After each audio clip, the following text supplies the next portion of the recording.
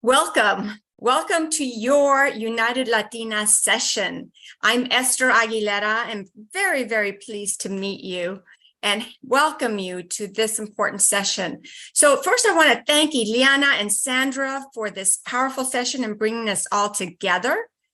So as I reflected on Hispanic Heritage Month, I was asked to talk about what a wealth journey meant to me. And we defined wealth, not just from a financial perspective, but about creating a legacy. And so I decided to define wealth as leaving a legacy by making massive contributions that will benefit generations to come. And, my wealth journey started after college. I had an incredible opportunity to move to Washington, D.C. from my very humble roots in San Fernando, California. I made the leap and I was terrified. My family, we were undocumented. We moved to this country. I'm the daughter of a landscape laborer and garment worker. So growing up, we're not exposed to role models who knew about the nation's capital and politics. And so, as a result of this move, I have been privileged to work in leadership roles from my mid-20s and work with our nation's most powerful leaders, from members of Congress, cabinet members, corporate directors, CEOs of nonprofits, and the private sector. So, my wealth journey has been unique because over the last 32 years, I have shifted lanes and worked in very different sectors, and every time looking at how I can, make an impact.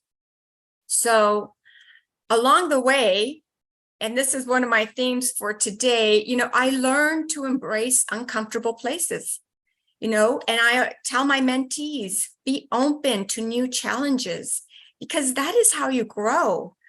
Put yourself out there, build a network of allies. And so my first role on Capitol Hill was executive director of the Congressional Hispanic Caucus. And I had a dear friend, mentor, former Congressman Bill Richardson. He was also governor of New Mexico, and he's a dear friend and recently passed away. So I wanted to mention him because, I started as a legislative director, and when the position of executive director opened up, remember, I was in my mid-20s. At that time, I was in the Washington, D.C. area for 3 years. And, he came to me and he said, well, the position is open. Do you want to be executive director? And I thought about it, and I had so much doubt in myself. I was thinking, oh my God, this is so much work already. I don't know if I want to take it on because there's just so much going on in our country and our community. But you know what? I said yes. I said, I'm going to do it. And he, at the middle of a meeting of all these, about a dozen members of Congress, he said, you know what? I think Esther should be the next executive director. And everyone looked at him because he obviously brings a lot of clout, and everybody said, okay, that's how it happened. But it really took, just really thinking outside of not only what I had done, but where I can go. And so along the way, for example, I was CEO of the Congressional Hispanic Caucus Institute as well. And there I tripled the size of our internship and fellowship programs. But what that really meant was, look, I have empowered and changed the life trajectories of thousands of young Latino leaders. Today, they're making an incredible impact in the world. And in the last 7 years, I have led and grown the expansion of the Latino Corporate Directors Association. And we changed the narrative. We changed the narrative because there's ample Latinos. We deserve to be in that boardroom, a seat at the table, opening up seats for others as well. And today that organization is both aspirational and inspirational, both for current executives and future generations. So, we as Latinas, we are a force. We are entrepreneurs, leaders. We're making all of those great impacts. But, the big concern is that we are still, 1% of corporate boards, 1% in the C-suite. But here's the opportunity. There was a McKinsey study that showed that actually Latinas and women of color, 47% want to advance to an executive role. And that compares to 27% of white women. So we are more ambitious. We really want to get ahead. And we're simply saying, give us the opportunity to compete. Because when Latinas are given this opportunity, we deliver. And we deliver in spades. So I'm a prime example, such humble roots, and yet, we can't let sometimes our own self-doubt hold us back. So I've had good advisors who helped open some of those first opportunities and opportunities along the way, and encouraged me to take a leap of faith.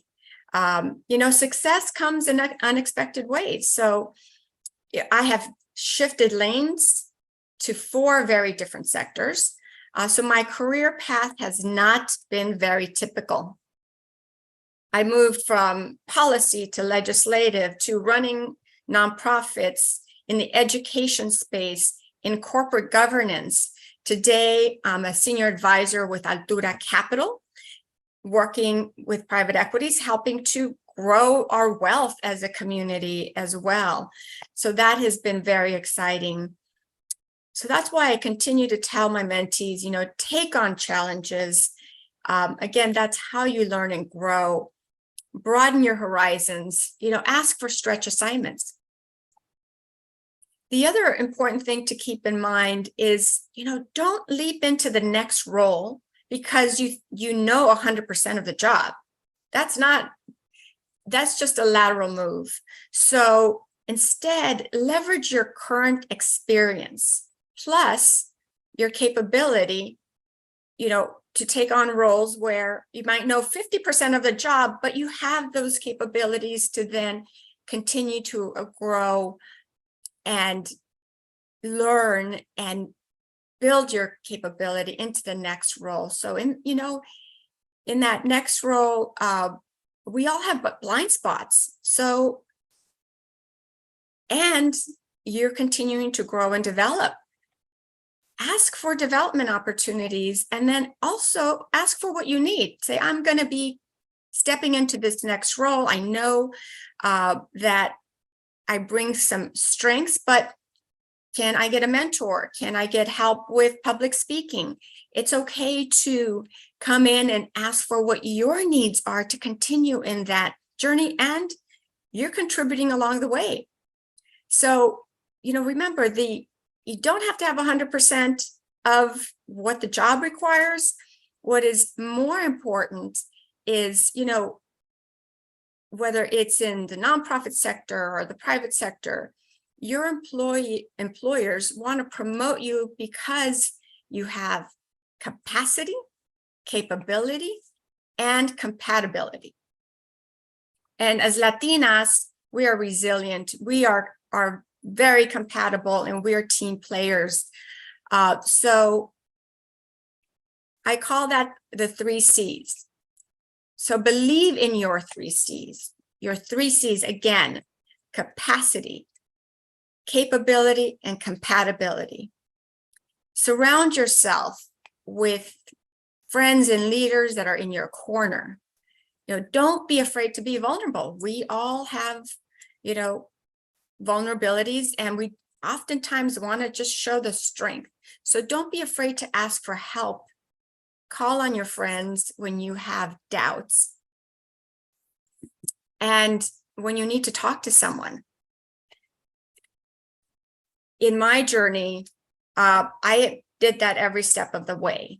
after I had these amazing opportunities and had the opportunity to lead a large nonprofit, I said to myself, well, I don't have experience leading a large nonprofit, but I had, experience running a large department at the Department of Energy, where I was doing contract and procurement, an area I didn't know and learned very quickly.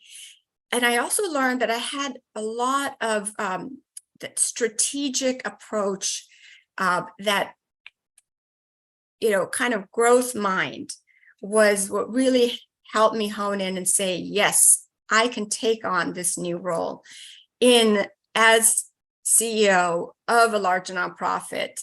So, Latinas, our strengths continue to really enlighten our paths, and so do our network and friends. And that is why I'm so proud that we're getting together today for some really phenomenal sessions. And again, really want to thank Ileana and Sandra, because it is sessions like this where we can learn from each other, we can be vulnerable, we can have honest conversations, we can be authentic. Today, authentic is sometimes used, too often, but it really just means being ourselves, and especially being able to be vulnerable with friends and asking for help and taking those leaps of faith, taking on those challenges. Look, if someone like me can accomplish this, I'm just so impressed with our young Latinas in mid-career. Our Latinas today are even more accomplished and prepared than I ever was at their age. I am so inspired by what's to come, what is all of what you have before you.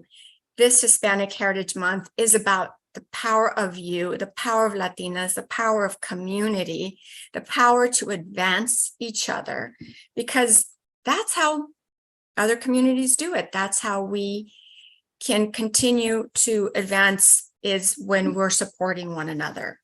So count on me to be in your corner and lean on this network that is a gift that we're having today to do the same, because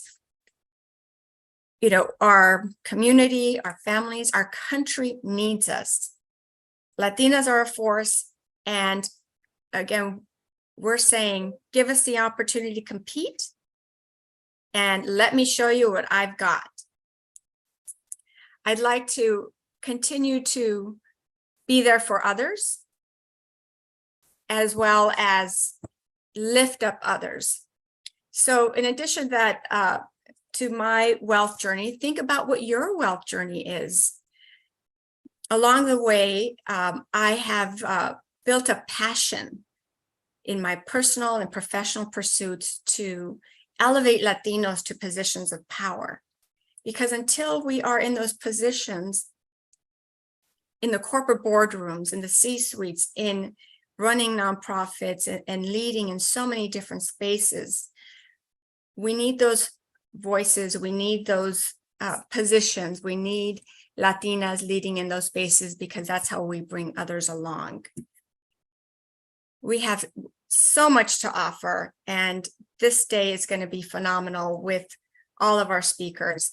I'm going to hand it back to our dear friends, Sandra and Ileana, and want to take again this opportunity to thank you. Think about what your wealth journey is. Think about how you can call a friend when you need some guidance, when you need advice, when you need someone in your corner. Thank you so much, Esther. We'll do a formal thank you after our next keynote, but thank you so much for those inspiring words to kick us off. So now I'd like to introduce our next keynote. It is my honor to introduce a woman I truly admire for all of her work towards our community, Dolores Huerta, founder of the Dolores Huerta Foundation.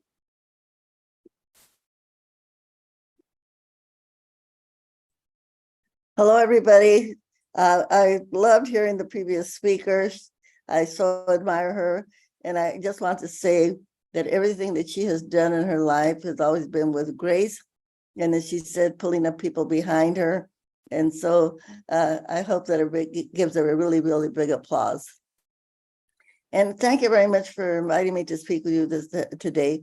Okay, I want to start off by saying something that's kind of sad in a way, but when we see what's going on with the wars in the Middle East right now, and someone said to me, they have heard me speak often, and they said, Dolores, if women were in charge, that war would not be taking place right now. And I do hope that during your conference that you will take a minute to pray for all of the people there in Israel and in Gaza, and pray for the hostages, that the people that have been taken hostage, many of whom are women, that they will be protected. And I think that really leads me to my favorite topic, which is that we do need women in power, and we do need women in governance. I would hope someday that every single board meeting that is taking place throughout the world, that at least 50% of the people sitting at the table making the decisions are feminists. And I'm going to use the word feminist because we know that not all women are feminists, okay? And that there are some men that are feminists. But it is very important to have our voices heard, because we know that as women, we are very much against hurting people. And a core war is something that does hurt people. And often when decisions are made, they end up hurting people. And we as women, what we want to do is we want to help people. Coretta Scott King is the one that said, we will never have peace in the world until women take power. So please remember that this is so important. You might say that it is a call for all of us women not to be afraid to take power. Sometimes it takes some courage to do that, because we as women, we have been so socialized that we are the ones that are the protectors. We are the ones that support men. We support everybody. And somehow at the end of the day, we don't end up supporting ourselves. So we have to think about, what can I do to make myself stronger, to make other women stronger? And as I said before, to get women in those key positions where decisions are being made. This is so important. The other thing that we have to do as we go through life is think in terms of the decisions that we make, not only for ourselves, but for our community. Because if women can take power, then we do know that we want to make better decisions for everyone. Because right now, as we are here in our country, right now, we see that there are so many bad decisions that are being made.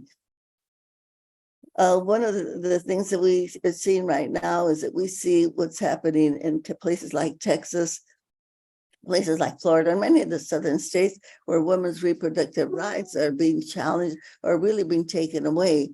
We see a situation where women are being criminalized. Women are being criminalized because they want the right, they're fighting for their own reproductive rights and the right to abortion. And in our Latino community, our Hispanic community, this is a big issue.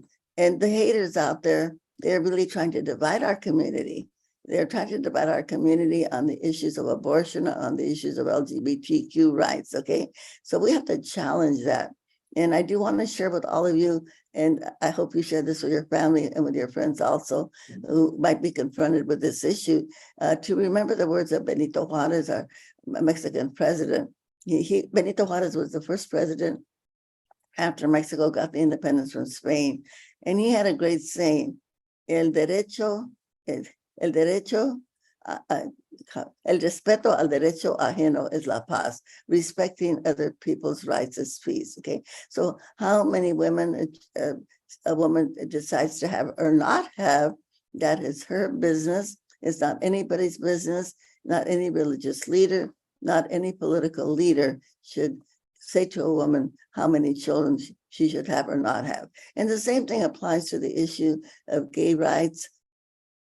Again, if somebody falls in love with, marries, or lives with somebody of their own sex, that is their human right.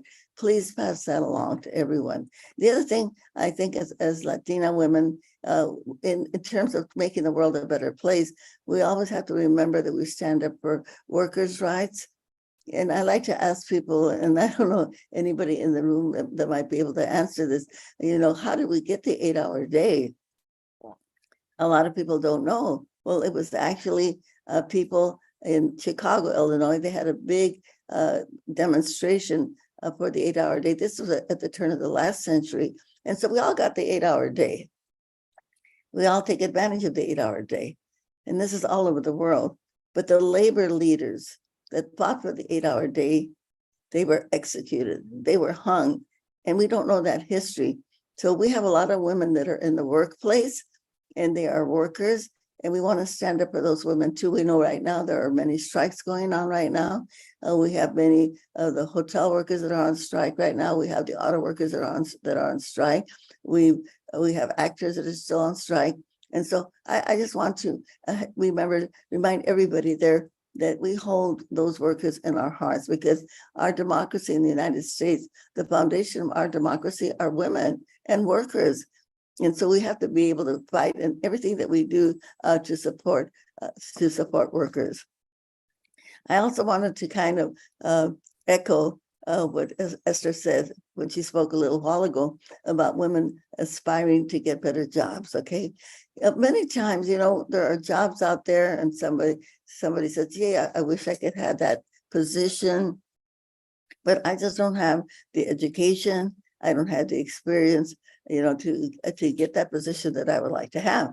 I want to say to all the women out there, you know what? Go for it. Because do it like the guys do it, learn on the job, because that's exactly what they do, okay? And sometimes we are hesitant to do that because, we are so socialized that we have to be supportive of others and not think of being supportive of ourselves. And so we have to kind of grind up that courage that we need so we can go for those positions that we know are out there, just waiting for us to fill them, waiting for women's leadership to go in there and fill those jobs. And the other thing I just want to say, everyone,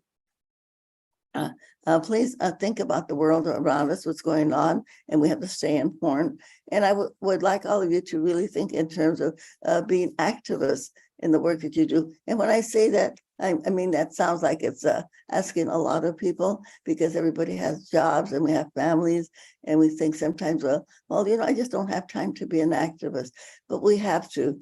And because we want to make the world a safer place, especially for women. So I would ask all of you to please take a little bit of your time, a few hours every week if you can, to do something for the cause of women. Okay, it's very, very important that we do that. Being an activist is really important. And I want to share some words with you from Cesar Chavez, actually, who said this. Like when you go to school, you read about history, you write about history, you talk about history. But when you become an activist, you make history. And that's what we as women need to do. And we have to join the ranks of all the women that came before us, all of those women that fought for the right to vote that women did not have. And we do have an issue right now that affects all women that is still very alive, and we need everybody to participate in, and that is the Equal Rights Amendment for women, okay? That is right now in the U.S. Congress. We had Virginia was the last state to ratify, the state that we needed to ratify, because they needed 2/3 of the states of the United States to ratify the Equal Rights Amendment. And then it has to be passed by the Congress. And then it will be in the Constitution of the United States of America. So I mentioned the issue that women are being criminalized because they have abortions in our southern states, okay? Well, hey, if we have the Equal Rights Amendment in the Constitution, that will not be an issue. So I just want to ask you this. Any political candidates that come before you to speak or to ask for your endorsement, please say to those political candidates, what is your position on the Equal Rights Amendment for women? Just remind them that we need them to vote to make sure that we as women have equal rights, okay? And we will not let them get away with not not voting and not standing up for women's equal rights. And now a lot of us think, okay, well, I thought we already had equal rights. Well, the United States is one of the few countries in the world that has not put that into the Constitution. Would you believe that? And there are other things that we have to fight for as women. We have to fight for universal health care for everyone.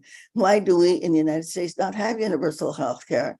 Well, they have it in and they have this in other countries. They have also pre-college education. Why do we not have that in the United States? As again, the richest country in the world, and we do not have universal health care. And the other thing we need is daycare, universal daycare also for our women, like they have in other countries. We are the richest country in the world, yet we do not have those basic rights that women need. And so these are things that we have to put on our agenda. And we might say we have a long-term agenda, we have a short-term agenda, but the long-term agenda is we have to fight for equal rights, okay? And equal rights, ERA number one, we have to fight for universal health care, universal college education, and yes, we have to fight for universal daycare also. I recently attended a conference, and what I heard at that conference really, really excited me. In Los Angeles, California, they actually have a program where they are giving women that have small children, women a low economic status that really don't have enough to be able to get by on. They have what they call they are giving women like $500 a month, and it doesn't affect their welfare, public assistance, and this is getting women out of poverty. So we are all sisters. We are all working together, and we want to make life as good as possible for everybody that we know. And so we just have to keep working very, very hard, all of us together, lifting each other up, pulling up our sisters by the hand, to making sure that everybody will have a better life. And I know that we can do it if we all work together. Oh, the other thing that we have to do, again, to create a just world, is to all of us have to fight against racism. And I do want to say this because often in our Latino community, we still have colorism, as we call it. And these are things that we want to get rid of, right? And so we have to really celebrate our indigenous roots. And we have to say, when someone says something, when a baby is born and they say, qué bonita la niña, how pretty that baby is, because she's bien buenita, because she's very light skinned. We have to say, no, that baby is very beautiful because she's dark skinned. So we have to celebrate our indigenous roots, celebrate those roots and say, oh, that child is beautiful because that beautiful has darker skin and has darker eyes, and has maybe a little Aztec nose out there, a little Chato nose, So we have to fight individually to make sure that we get rid of those things that are wrong in our society. And of course, we're fighting also to the anti-woke, where they do not want our history as Latinos or people of color to be taught in our school books. They don't want the history of how the United States of America took 50% of Mexico, which became the United States of America. So we have to have that history taught, excuse me, because we want our Latino children to be proud of who they are and where they came from. And the last thing I want to ask all of you, as I said before, please become an activist. Make sure that you know what's going on in your community. Make sure that you know who's running for school board. We cannot get the haters, I call them, okay, the haters that are threatening women because they want the right to abortion. And they want to keep women's studies out of the school books, or gender studies, our history. We cannot let the haters win, which means that we have to be active in our communities. Find out who's running for school board in your community. Maybe some of you should run for school board if you haven't done that. Make sure that what is being taught in your schools is actually going to be helpful to our community and uplift our community and not put our community down. So, one of the things that my mother always told me is, when we have life on this earth, which is the gift of life, so when we leave this earth, we want it to be a better place. And educate your families and your children and people that you know, not to always have a materialistic life, because, when you die and you see, or when somebody dies and you see a hearse, you don't see them pulling a U-Haul behind it, okay? Because we know, well, whatever we have on this earth, we can't take it with us, okay? We want to give it away or get rid of it. So we have to all also be the soldiers to fight climate change and to make sure that we can have a better world. So I know your conference is wonderful. You're going to have so much to talk about and thinking about the future. So we are the caretakers of the future, and we are the ones that can make it a better place with women in the lead. Remember, we have the power out there. Let's use our power, get the courage to step out, speak out, and lead. Sí se puede. Muchas gracias. Thank you. Sí se puede. Dolores, thank you so much for that inspiring words. And we've gotten so much messages on the chat. Ileana, would love for you to come on. Would love to take a group picture actually of all of us. We treasure this so much, Dolores. You don't understand. Thank you, Dolores. And We- what you just said also reminds me, you know, in the early 80s, they called Latinos the sleeping giant. And first of all, we were not sleeping. We were working hard and contributing and building this country. But second, I actually today still, I call it, we are the, you know, we're the hidden giant. We're right in front of everyone. But, you know, we again need to be in leadership roles in nonprofits and mainstream nonprofits, as well as our own nonprofits in every sector, every field. So we don't want to be the hidden figures anymore, because we're the ones who are doing all the work. And this is such an inspirational moment, having both of you here to be able to inspire and empower and encourage everybody that's out there listening, that you're right, we're not the hidden giant. And I'm seeing the chat with all those beautiful comments, so that we really believe in ourselves and the impact that we want to create, because we're a resilient culture. I mean, we've gone through a lot, our ancestors have gone through a lot, so we know what it takes to move forward. So it's so encouraging to see you, Dolores, you, Esther, to be here with us and just remind us of that power, because you're right, we're not the hidden giant. We definitely have all the power to move forward. Yes. I would like to say one more thing too about Esther, because she is so modest and so humble. But there were times when she had some huge setbacks, things that she created that were not able to be, they were taken away from her. Let's put it that way. But she, you know, she stayed on and she prevailed and she made it all happen. And I think that's one thing we want to say to all the women out there. When we have setbacks, and we have had setbacks, don't quit, okay? Go forward, you know, follow her footsteps, and we'll come out on top, because the only time that we lose is when we quit, all right? That's the only time I that we agree. Thank you so much for saying that, because you know what I always said, I'm not going to let somebody else define my worth, my value, my contributions. I'm going to define that. And so you persevere, you move ahead. And there's just been, that's what I've been so privileged to work in 4 different sectors and really in each one leave a tremendous legacy. And guess what? I'm only getting started, and we're all just getting started. You know, we all have such contributions we're making on this planet. So imagine together, we're unstoppable. Watch out. Latinas are unstoppable. Yes. Las dos manos para arriba. thank you. We have the power, okay? We have the power. Who's got the We've, power? Woo. Latinas have got the Latinas. power. Thank you so much, Dolores. Thank you so much. And thank you so much, Esther, for your incredible words and your incredible opening to get us kicked off in this wonderful day of just owning who we are, owning our drive, owning our passion, our purpose, our resiliency, our heritage, and just owning what we stand for so that we don't forget. Thank you so much to both of you. We truly appreciate it. Thank you. Welcome. Have a great conference. Thank you. Wow, wow, wow. Talk about feeling blessed and just being exactly. Wow. Gosh, guys, I hope you guys are already amped up and excited for today's conference. I mean, what a way to kick it off. What such inspiration. And con Dolores and Esther, I mean, these are like powerhouses.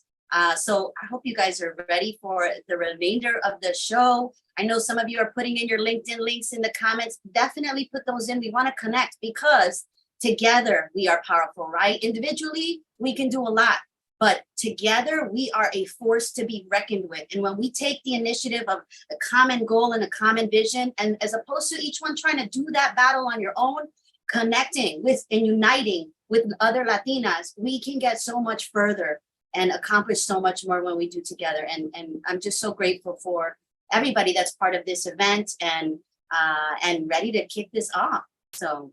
Absolutely, Sandra. And that's what this is all about, right? We're United Latinas because we all come together, and not only Latinas, but also our allies. We have incredible male Latino speakers here joining us today because, to your point, Sandra, it is the power of all of us, our collective power, that's going to push us together. We continue to see the numbers where we're underrepresented, where we're underserved, where we're undervalued, but this is changing. We're seeing slowly but surely the winds of change. And today is just another, experience to be able to remind us of that change. The future is definitely Latino, and we're going to see a lot of that happening here today. I'm just so thrilled, Sandra, for all of our incredible speakers.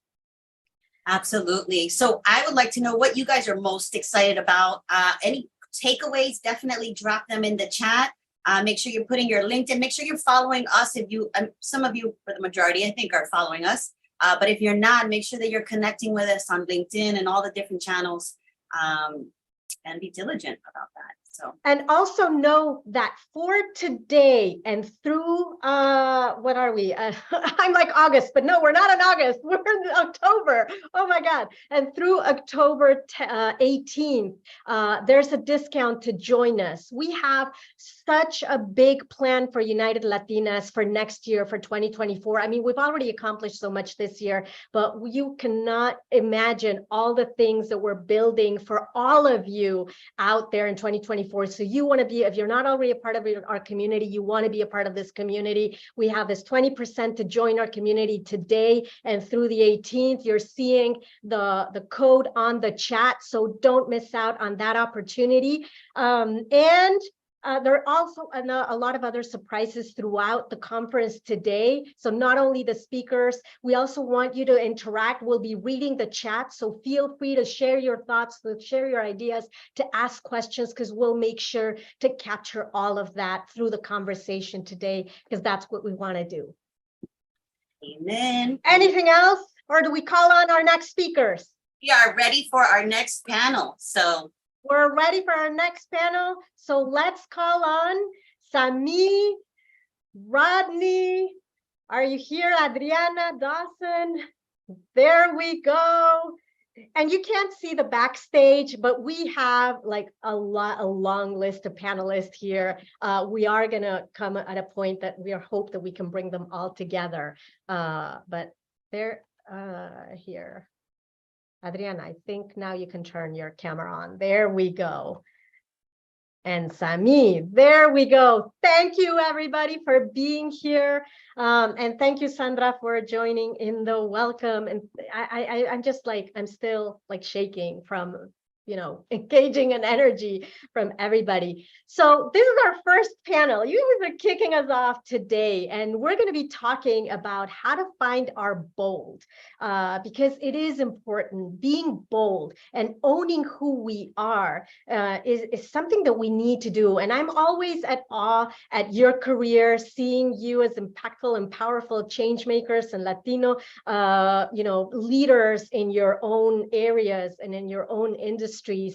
And I see, that front facing, always taking risks, always moving forward, always making bold moves. And I just want to understand what the magic secret is behind of us, because I think a lot of us fear moving on, right? Fear is what stops us from doing things. The fear of failure, the fear of being judged, the fear of success.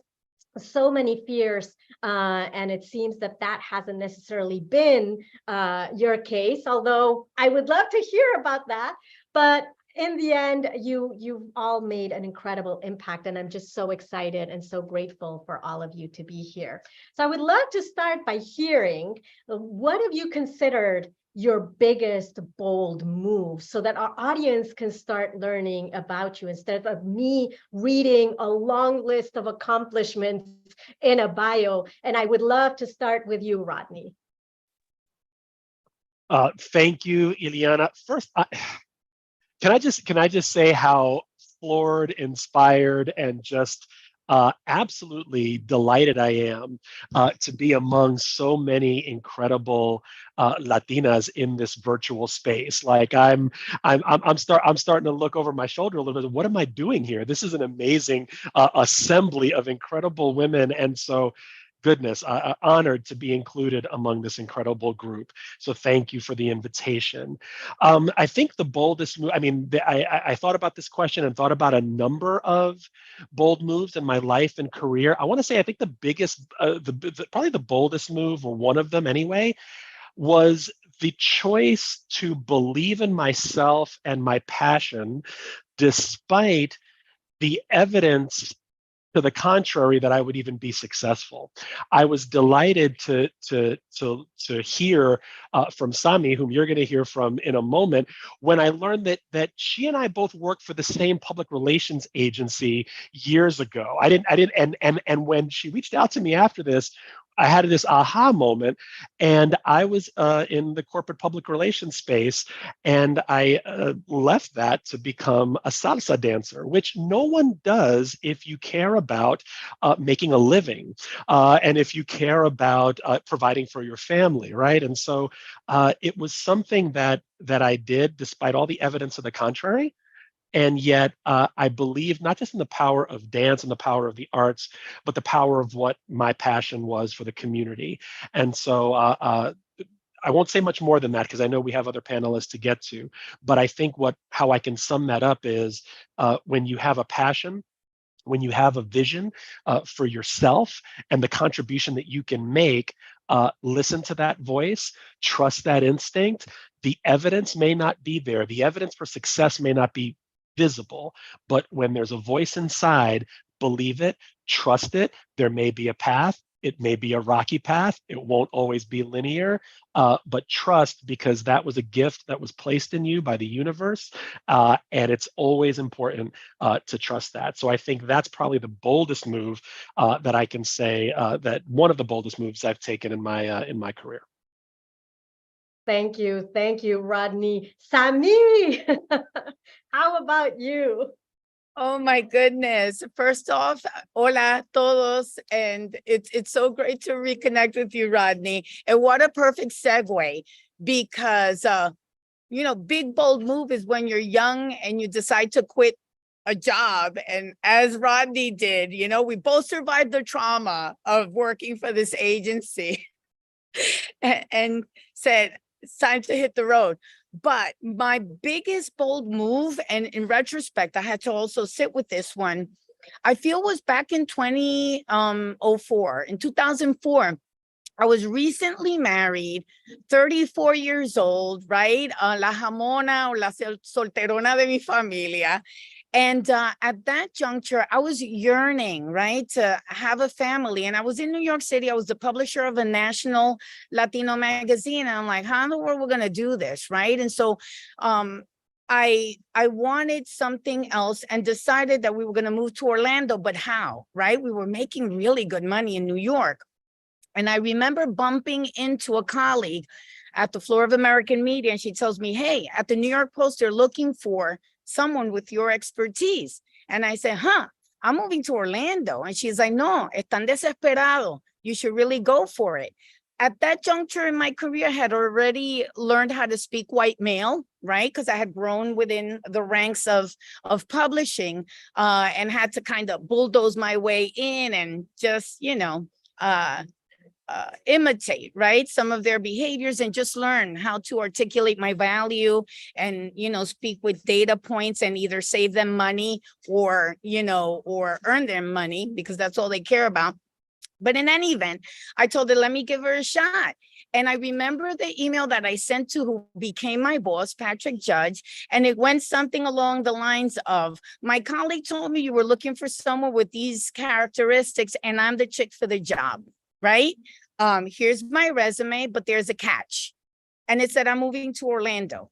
So if you're willing to facilitate me working from Orlando, traveling from there all over the country and come to New York once a month, right, to see you guys in person, then let's talk.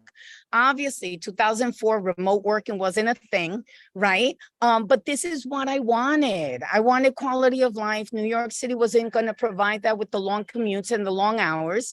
And so after a series of interviews with like 6 people, they gave me the job. And I feel that that was the biggest bold move that I've done in my life. From a career standpoint, because then that positioned me into working very independently, which then informed my entrepreneurship journey. Thank you, Sami. And we're starting to see some trends here, Adriana, how about you?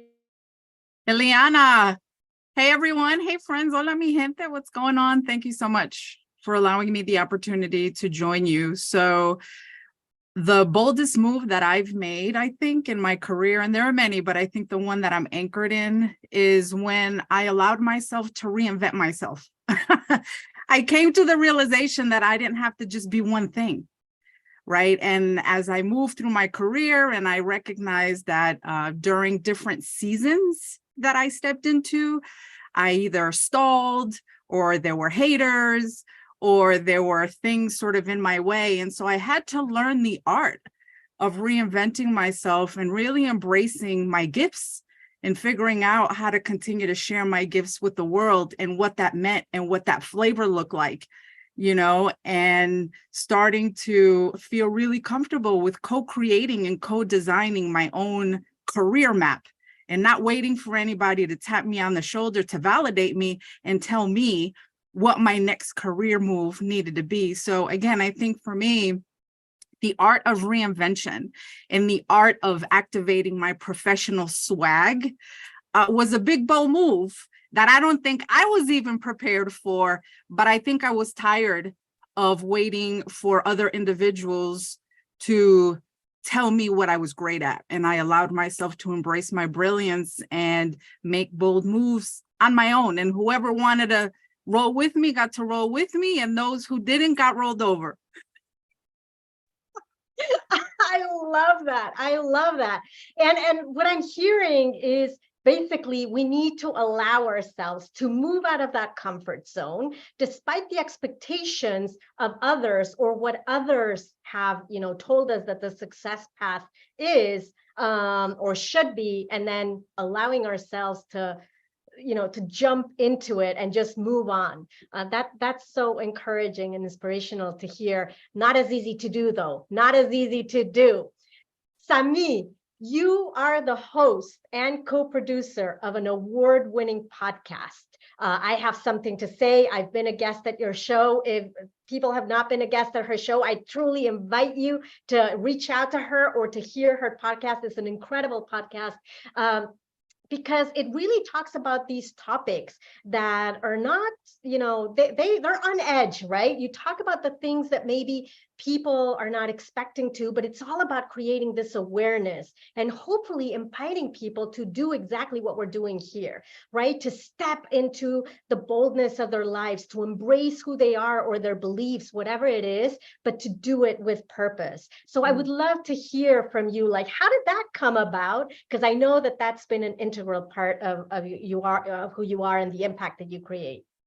So you know what, I was and thank you for all that. I was on a board of a local arts organization, and during my first meeting, of course, I was like dropping bombs, right? I was like questioning everything and just doing what we're supposed to be doing, right? What Ms. Huerta said, right? Show up and advocate, and right. And so when I was leaving, and the marketing director of the organization called me, young white male, millennial, and he's like, "Hey, I was just at the meeting. Can we meet?" We became fast friends. And 6 months later, he tells me, and this was almost 5 years ago, he says, "What's on your bucket list that you'd like to do, but you feel don't have the technical ability to execute? And I said, a podcast, right? Because I didn't see many Latino voices, really, right? Not even people of color doing much podcasting back then. It was kind of still new. And so I said, he said, let's do it. I'm like, really? He's like, yeah.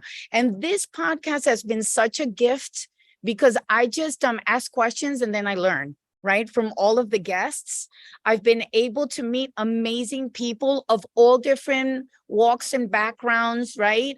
With different perspectives. And it's just, to me, it's been kind of like going to school, right? And we're having fun through it, but it's also given me the gift of business. So during the pandemic, one of our clients called and said, hey, I need you to share the magic sauce. And I'm like, what are you talking about? And she's like, could you produce a podcast for us? And then all of a sudden, this technical skill that we had and our coaching in how to conduct the podcast came in handy to support a client and bring in the cash, right? And so what I'm saying is it's never too late to learn a new skill. And we need to use our talents to create what doesn't exist, if needed, to amplify our voices, to, become a conduit, for change, and to really help people, really unsung heroes, people that have so much knowledge to share, to have that platform to do so. And so I love having the podcast, and you're welcome to listen in, and yeah, it's been a gift in just so many ways. I love that, because in a way it's being bold and doing something that you didn't know how to do, and now it's become a thing and it's creating change. And I love what you're saying. It's all about the learning, right? And especially in this fast-paced environment where things are created all the time that we didn't know even exist, that we couldn't even imagine. And now literally the world, the universe is our oyster. What's the phrase, But the point is, the things that we didn't think were possible can now be possible. Thank you so much. Rodney, gratitude plays a big part of who you are today. I know that, we've talked a lot about this. I continue to learn and be grateful because of that. And I would love for you to tell us, how do especially leaders and the audience that is out there, how does gratitude play a big part in helping us make those bold moves and overcome that fear? A move that is bold, by definition, requires faith. If it didn't require faith, it wouldn't be bold. If you knew what was on the other side of that choice, if you knew what was on the other side of that move, it would require no faith, it would require no trust, and therefore would not be defined by definition as bold.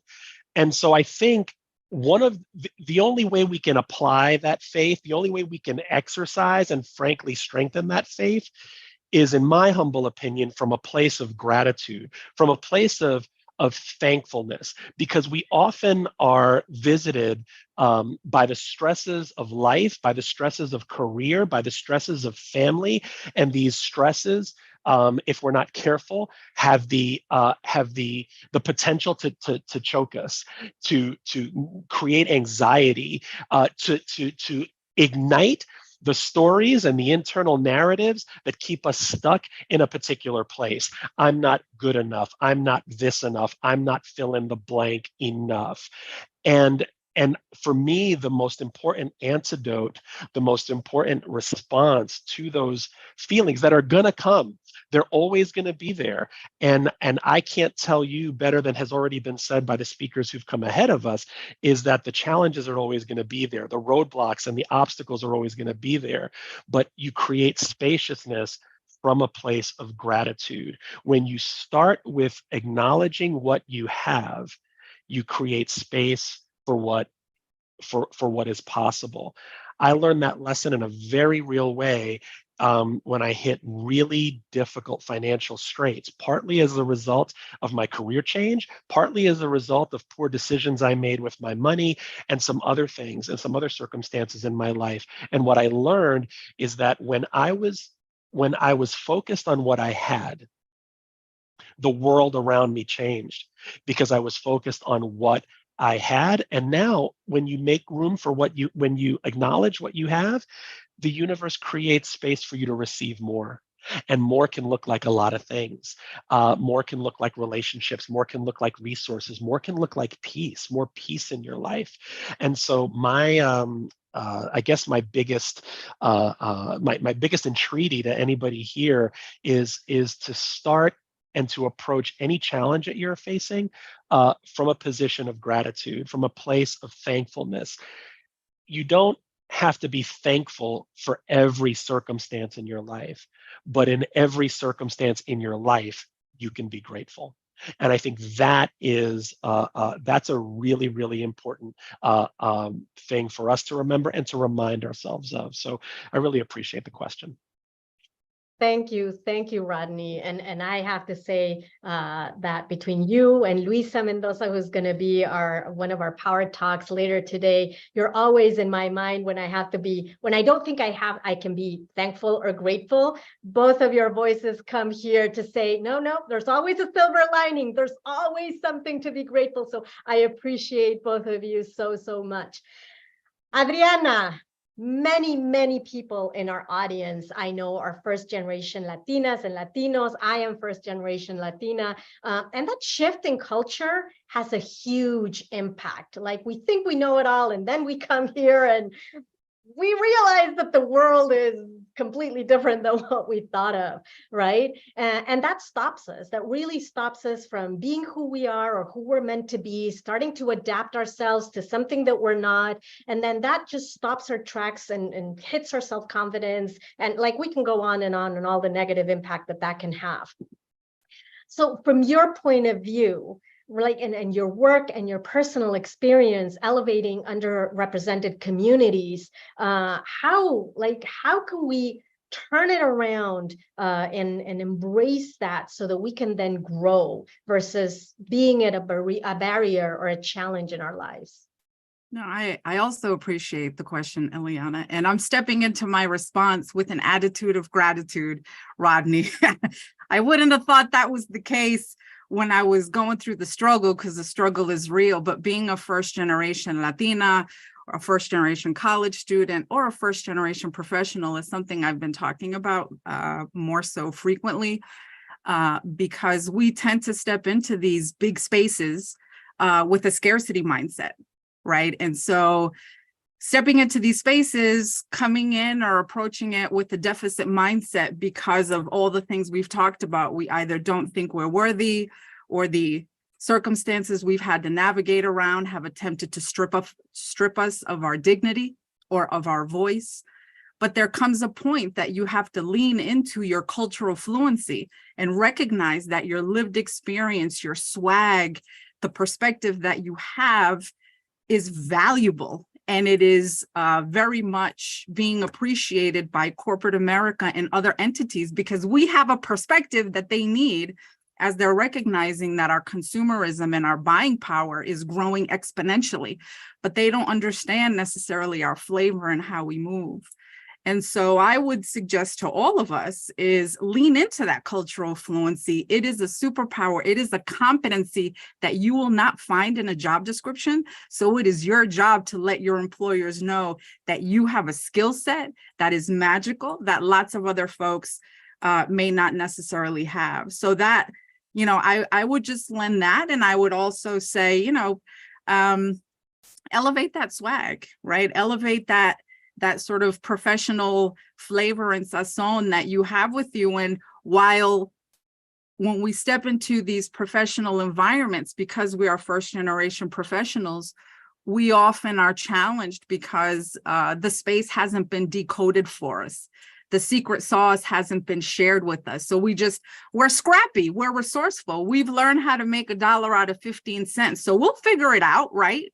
But it's important to recognize that early, that folks won't necessarily decode to make it easier for you. So continue to build your sisterhood circle, find your network, set up your professional board of directors, be bold and make it happen. I just love that. And I love that you're mentioning, well, one about the be scrappy and being proud, Sammy. Thank you for jotting it on the chat. But also this thought that we're not like alone, we can do a lot of things, right? We're told that we're Superman and Superwoman since we're young and that we can do everything. But you're right, it's the power of community and of a community that lifts you up, not the community that pulls you down, not the community that's always judging you and telling you that you can't and that that's not possible, but the community that really encourages you. And maybe they don't have the answer, but at least they're your cheerleaders that push you away. So they're absolutely right. And I think this is very important for me personally. I lived 7 years in this country without a community, and I did not know that. And it was until I I surrounded myself with all of you that I really saw the difference. So thank you for sharing that, because I think we're then able to embrace that power and not be afraid or not be guilty or not feel ashamed of being scrappy, because that's actually one of the values that we bring to the work that we do, right? So thank you so much for sharing that. And we're literally in the last 10 minutes of our talk. I feel like I have so many other questions to ask all of you, but we're running ahead. We're moving ahead. I would love to hear some call to actions. What do we do from here? Where do we move from here, all of us, so that as of today, each of us come out with, you know, some homework, something that we can make a difference for ourselves, for our families, for the people that depend on us. And I would love to start with you, Sami. My advice and call to action is to know your numbers, know your power with the numbers, because that's white male speech, right? And so we need to know that if we were a standalone country, we'd be the 5th largest GDP in the world. That in the next 10 years, 78% of net new workers in this country are going to be Latino. Okay, that already over 50% of students K through 12 in most counties in major cities are of Latino descent. Okay, that we are 1 in every 5 people in the US. And we can go on and on. Okay, look into your community. There's plenty of resources to find the data and know where you stand. And then drop these bombs everywhere you are. Speak truth to power. Okay, and sustain, right? That will support your advocacy, okay? And then I'll leave you with this. I had an epiphany just 2 weeks ago about the word heritage in Spanish, herencia, right? Herencia means obviously heritage, but it also means inheritance. And all the numbers, all the evidence indicates, okay, that this heritage of hard work from our ancestors, pre-Columbine knowledge and cultural traditions and all of that, right, is our heritage. But we are also going to have la herencia nuestra, que es América, ¿verdad? We're going to inherit America because that's where we're headed. And so I want to leave you with that and just stand in that knowledge, right? That that this is it. It's always been home, and it's going to continue to be home. And I think it's our responsibility, right? We can't move away from this responsibility that we have. To your point, the future is Latino, whether we like it, whether we don't, whether we agree with it or whether we don't, it is. And it's up to all of us. I love that you call out those numbers, Sami, because for me, they were new news about a year ago, and now I can't stop seeing them because it is our responsibility to use those and to know that that's the impact. And that's the legacy that we're leaving forward to our kids, to our family, and to those that are coming behind us. So thank you for calling out those numbers. Rodney. My call to action is to know and serve your gifts. Know your gifts, serve your gifts. What the pandemic taught us is that skills and talent, the market and the need for those things can shift at the drop of a hat. We learned during the pandemic that certain skill sets, all of a sudden that were considered valuable for the space of that pandemic, were no longer valuable. what did we need? We needed what we called the essential worker that we didn't actually compensate and appreciate as much as we should have. All of a sudden, those skill sets became really important. We appreciated the nurse like we've never appreciated the nurse before. We appreciated the teacher like we've never appreciated the teacher before. But what the market says is the market determines what skills and talents are in demand at any given point. And we don't always control that. But what we do have is we do have our gifts. Your gifts, your God-inspired, your universe-inspired gifts are the things that no one can take away from you, that someone will always need no matter what the circumstances are. And how do you know it's a gift? Well, you know it's a gift if it doesn't come hard to you, right? If it comes easy to you, it's a gift. We're attracted to apple trees because of the apple. We're attracted to orange trees because of the orange, right? We are attracted to the trees that give the fruit because we want the fruit of those trees. And so we are all trees that have a fruit to give, that have something beautiful to give to the community. Whether you get compensated for it or not, hopefully you will. But even if you don't, if you're giving your gift, you're living in your purpose. And ultimately, when you're living in your purpose, you're living a life that's well lived. So my call to action is to find, identify, and serve your gift, because the world needs your gift. Thank you. I don't have anything to follow up on that. Drop the mic. Thank you. Adriana, close us off. Woo! All right, mi gente. And that was amazing. Sami, Rodney, I appreciate that. Hard to follow, but I would offer two threads in my call to action. Call to action number one, ladies, perfect the brag bag, right? So while Rodney was saying, recognize your gifts, you recognize them, but you tell people about them, right? You need to let the world know who you are and what you do. So I would offer that those are two distinct things. So knowing what they are, but you have a responsibility to let people know about your greatness. So when you perfect the brag bag, you're just stating facts. This is what I do. This is the impact I generate. Like, this is how I can be leveraged here, there, or over there. So make it easy for folks and drop the knowledge on their lap so they know why they need you. That's number one. And number two, continue to build your personal brand. Who are you? What do you do? What do you stand for? You know, what energizes you?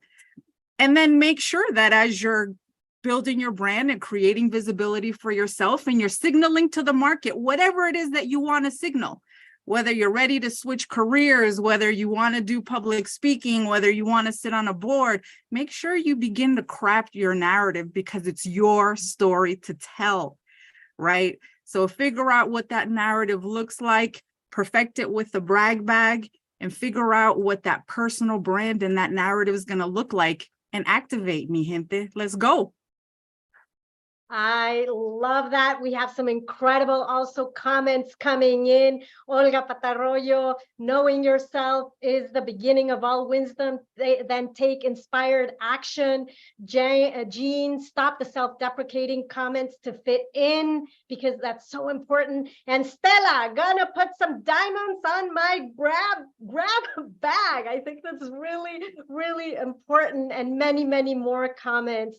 Really appreciate your time, for being here, for sharing all of your stories and the wisdom that you bring through your journey, because we truly appreciate it. Thank you. Thank you so much. Sandra, who is next? Thank you. Thank you, everybody. Hello, hello. Yes, so we have our first Power Talk with Carolina Vera. So yeah, it's all on you, girl. Hello. Thank you so much.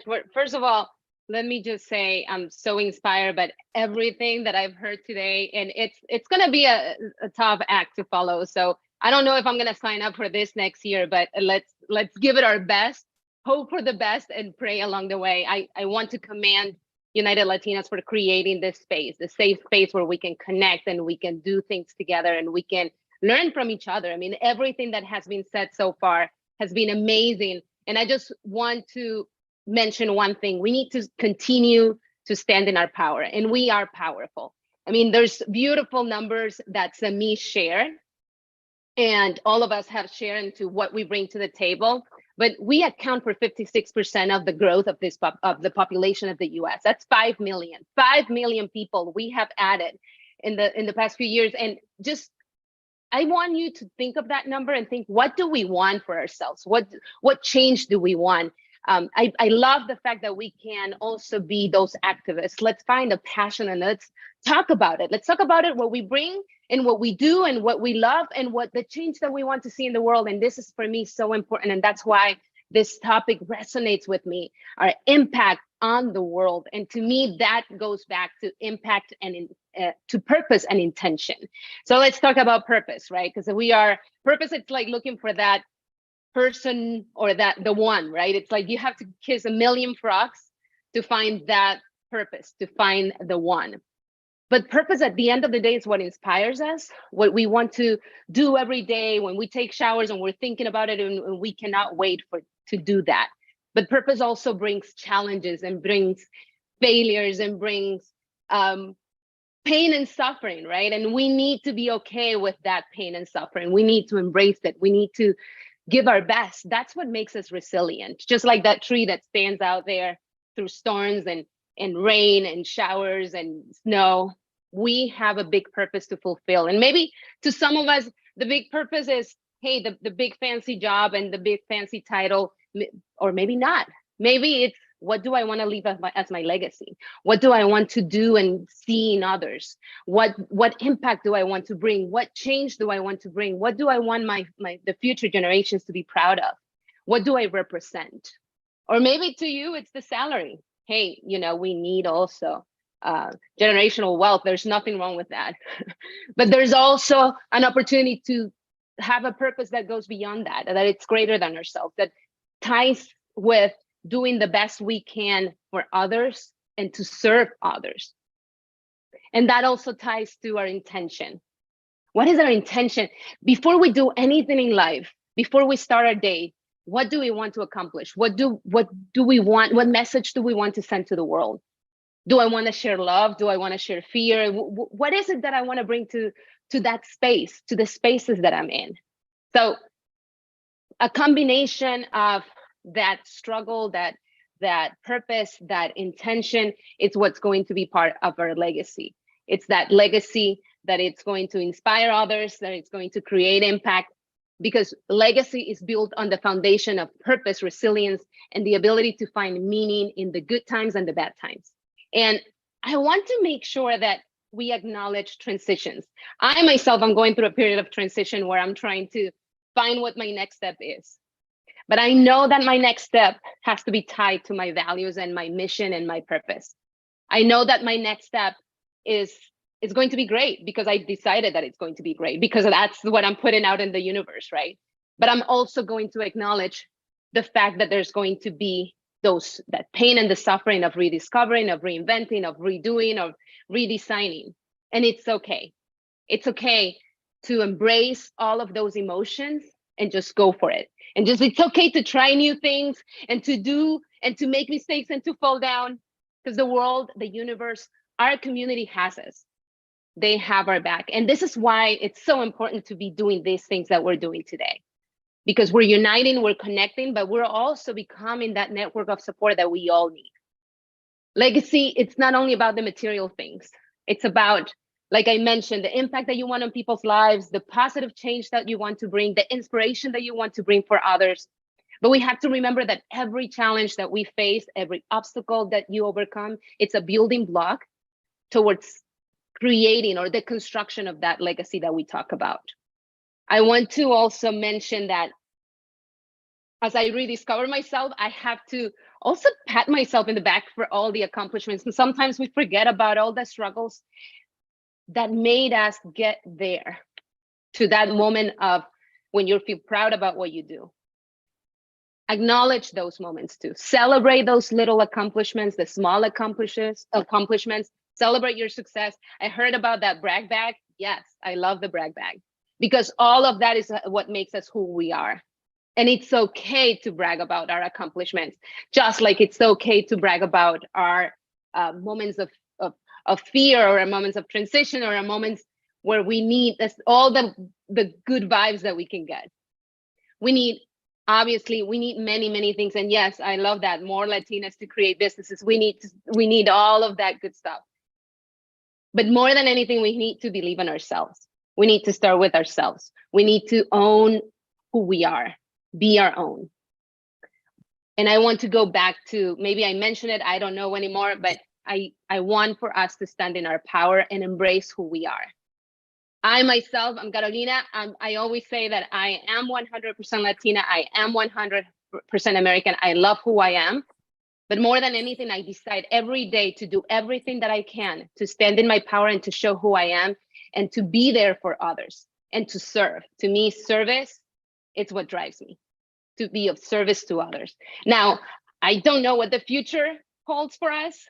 I know that it's going to be amazing, but my hope is that we acknowledge our power, that we stand in it, and that we drop those mics of beautiful information about the Latina community, the Latino, Latina, Latinx, Latin community, and that we own it and we keep going forward and moving forward.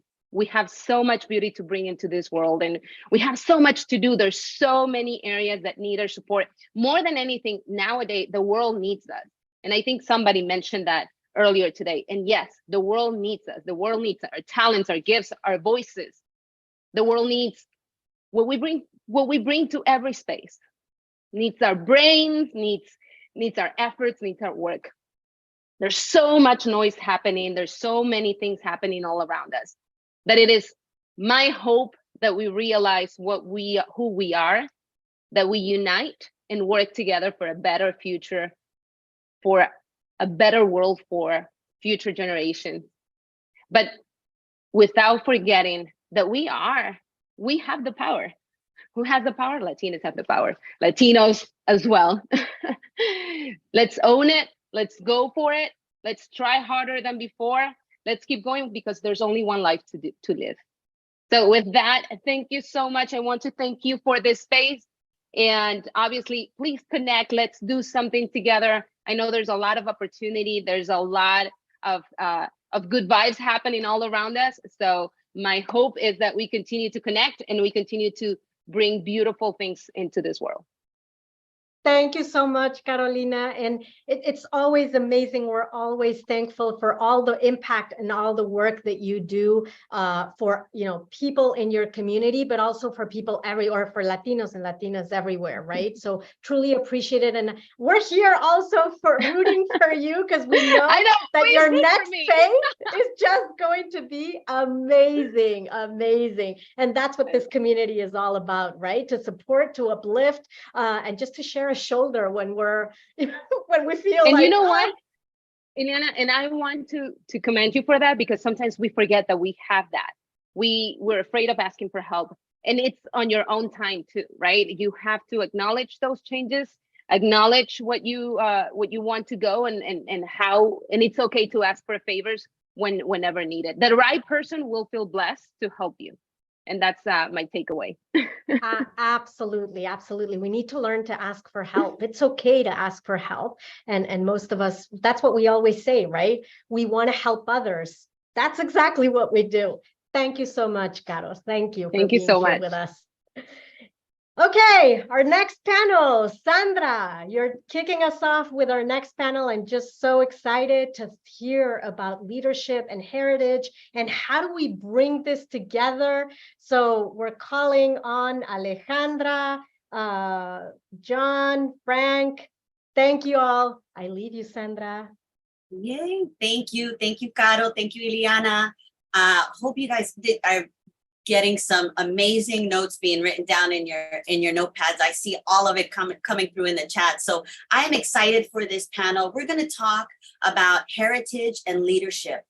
We know that a lot of you have put some remarks, and we've heard things from different events that, sometimes we need to be speaking white male, right? I love that Sammy brought that up, but we find that difficult. And I know, Alejandra, you have a lot to share on this topic of the different cultural issues that tend to hold us back.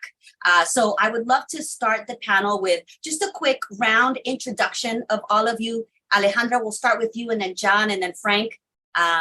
Give us that 60-second who you are, so the audience can really connect and get to know who you are. Excellent. Thank you, Sandra. Of course. I'm Alejandra Rodriguez Milky. I live in Austin, Texas, originally from Monterrey, Mexico, and I came here to work on my PhD, and I stayed here working always with the Latinx community around leadership development, around making sure that we get the best opportunities to succeed. So I do coaching and consulting as part of El Puente Institute, and I'm very happy to be here. Thank you very much. Thank you. John, go ahead. Hey, thank you. First, I just wanted to commend United Latinas. What an incredible lineup of individuals this morning, this afternoon. It's just great. So my name is John Moreno Escobar. I'm a chingon. Ilana will be happy that I said that. I'm a chingon Latino from Colombia. I've been here in the United States for over 20 years, working on college access and access to education for our minority students in the United States. Live now in South Florida, but I spent 16 years in New York City, and now working as a consultant independent on my own firm. And just recently, was appointed to be the president of the first Hispanic Chamber of Commerce in Broward County, Florida. So super excited about that. And I could tell you more after the introduction. But thank you for having me here. I'm super honored to be here with Frank and also with Alejandra. Thank you, John. Go ahead, Frank. Good morning. Good morning. Buenos dias. I first like to thank Sandra. Thank you.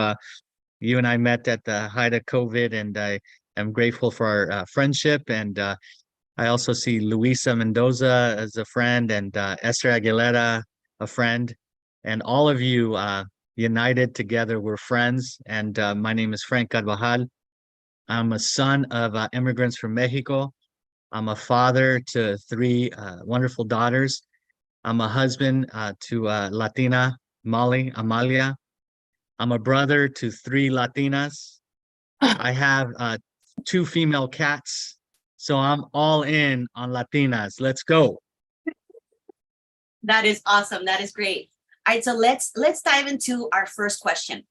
And this one's a question that I had that I actually didn't share with you guys, but you guys have this one. Because you guys are all proud advocates of embracing our Hispanic heritage. All of you do some form of that.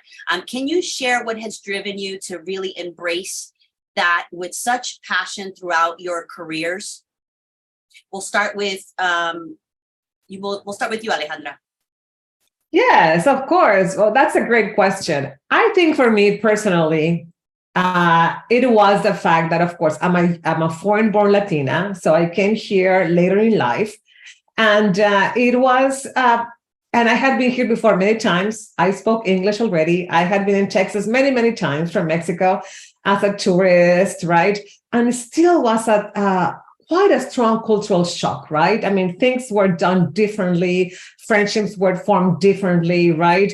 And I think for some time, the first few years when I was really trying to figure out this new way of living, of doing things, for me, it was also a jump, right, into learning more about me and my culture and myself, right? Because when you live in Mexico, everything is the same, right? We're all Mexicans, so you take it for granted, right? So when I came here and I was seeing how things were being done differently, for me was an invitation to learn more about me, to understand about my culture, to really, and of course I was working with the Latinx community since day one, since I moved here. So, but I was very interested in learning more about us, what makes us so strong, so powerful. So in that discovery of who I was, I fell in love with, again, even as a Mexican, I fell in love with my culture. I fell in love with all these cultural values values that we have that make us so, so powerful. And I was very intentional and learn about them in using them, right, and sharing them with others. So I think for me, it was a way to discover myself when I was living in this new land that was the US. So I think that honestly, that was what saved me. I think I think I would not be here if I had not done that intentional work, right? That I feed with a lot of my trips to Mexico. I go to Mexico 3 times a year. For me, it's essential. I cannot leave. It's like the air that I need, right? So, but it was my way to survive in this new land. Yeah. Frank, you do so much. You have your annual summit. You're always advocating for Latinos with your 365 Latino leaders, with Es Tiempo, always that call to action all the time. That always reinforces to us that we do have to keep moving the ball forward. We do have to be embracing that. How do those principles and those values of really being passionate about sharing that with others, how do they influence your approach to leadership and to success?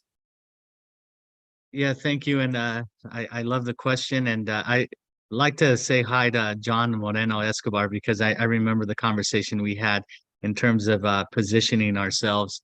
And this was a few years back. And I'm so glad to see him. I think it really is important to dig deep into our roots, raíces, and understand who we are. And it wouldn't happen without, the upbringing from my parents, who immigrants from Mexico. They were campesinos. They worked as migrant farm workers, and the grit and the ganas that my mom taught me early on, the 2 Gs, was something that a culmination of being a first gen graduate from college, as many of us are something that really not only excites me, but ignites me. And I think it's important to really look at our surroundings when we are in college to see that the white community or Asian community or Middle Eastern community, and prayers for peace everywhere right now, especially in the Middle East. When we see that, we see networks that are built. The networks that are built are generational. And for our networks, first generation, it has to be second, third, fourth generational networks. We are, for many of us on this call today, are the first to take action. But it's important for me as a son of immigrants to create an ecosystem for all of us that is about 365. And Sandra, I'm so glad you mentioned the Leadership Summit, because it happened this past weekend. But for next year, it's going to happen on how we see Hispanic Heritage Month. But I hope, God willing, it is a game changer for celebrating every day, because I'm really going to put that on the roadmap for the next summit. It's going to be something beyond Hispanic Heritage Month, beyond it, because I feel that these calls to action are so important, but it's important for all of us to take responsibility to showcase, to highlight colleagues every single day in our network, because LinkedIn I had the highest ranking Latina honored last weekend, has 995 million active users, close to 1 billion. And our voices alone that are on LinkedIn is powerful. So let's take action by spotlighting one of your colleagues every day from October 16th to September 14th. That is the call to action. I love that. I love that. John, I would love your input on that same question. You want me to read it, or you got it? Yeah, no, I have been thinking about it. I don't want to say the same thing Alejandra and Frank said. But look, I think for me, it's all about representation, right? It's all about education. And when you, to what Alejandra was saying, learning about your culture and learning about the data and the numbers, right? Not just dollar numbers and dollar signs. I think it's beyond that. It's the contributions in culture, the contributions in music, the contributions in arts, the contribution in the economy. And for me was when I moved from Colombia here to the United States and to New York City, where it's a melting pot and you have all these individuals living in the same city, and it's so tangible, the way that the state and the city sees the connection of everyone to work together, but at the same time, the representation is not the same.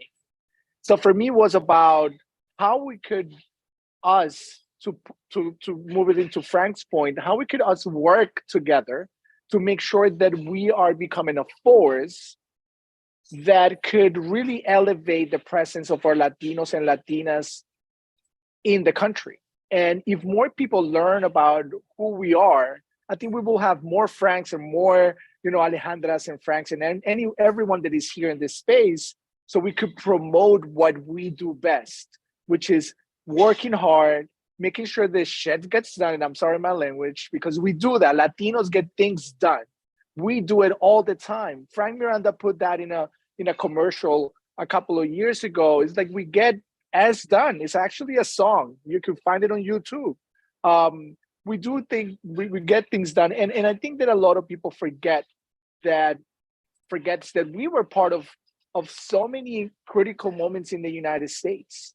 John Leguizamo, which we've been blessed to have in Miami a couple of times now to give his remarks in a couple of events, he always comes back to this, we weren't every war the United States fought. We were there, but we don't have people like us in volumes to go and share those stories. So this is what I'm calling all of you to share your own story, but also to share the stories of others, because that's what makes us strong at the end of the day. So for me, just to finish, has been a mission to bring people together, because I think that is the biggest issue we have as a community, is not working together. So that's what I love your logo for your conference, because I see the net, I see the connections. That's what I see on this graph that you guys put together for us today. It's all about connecting and working together como hermanos, no como enemigos. I think that's really critical. I love that. You brought up some great critical points.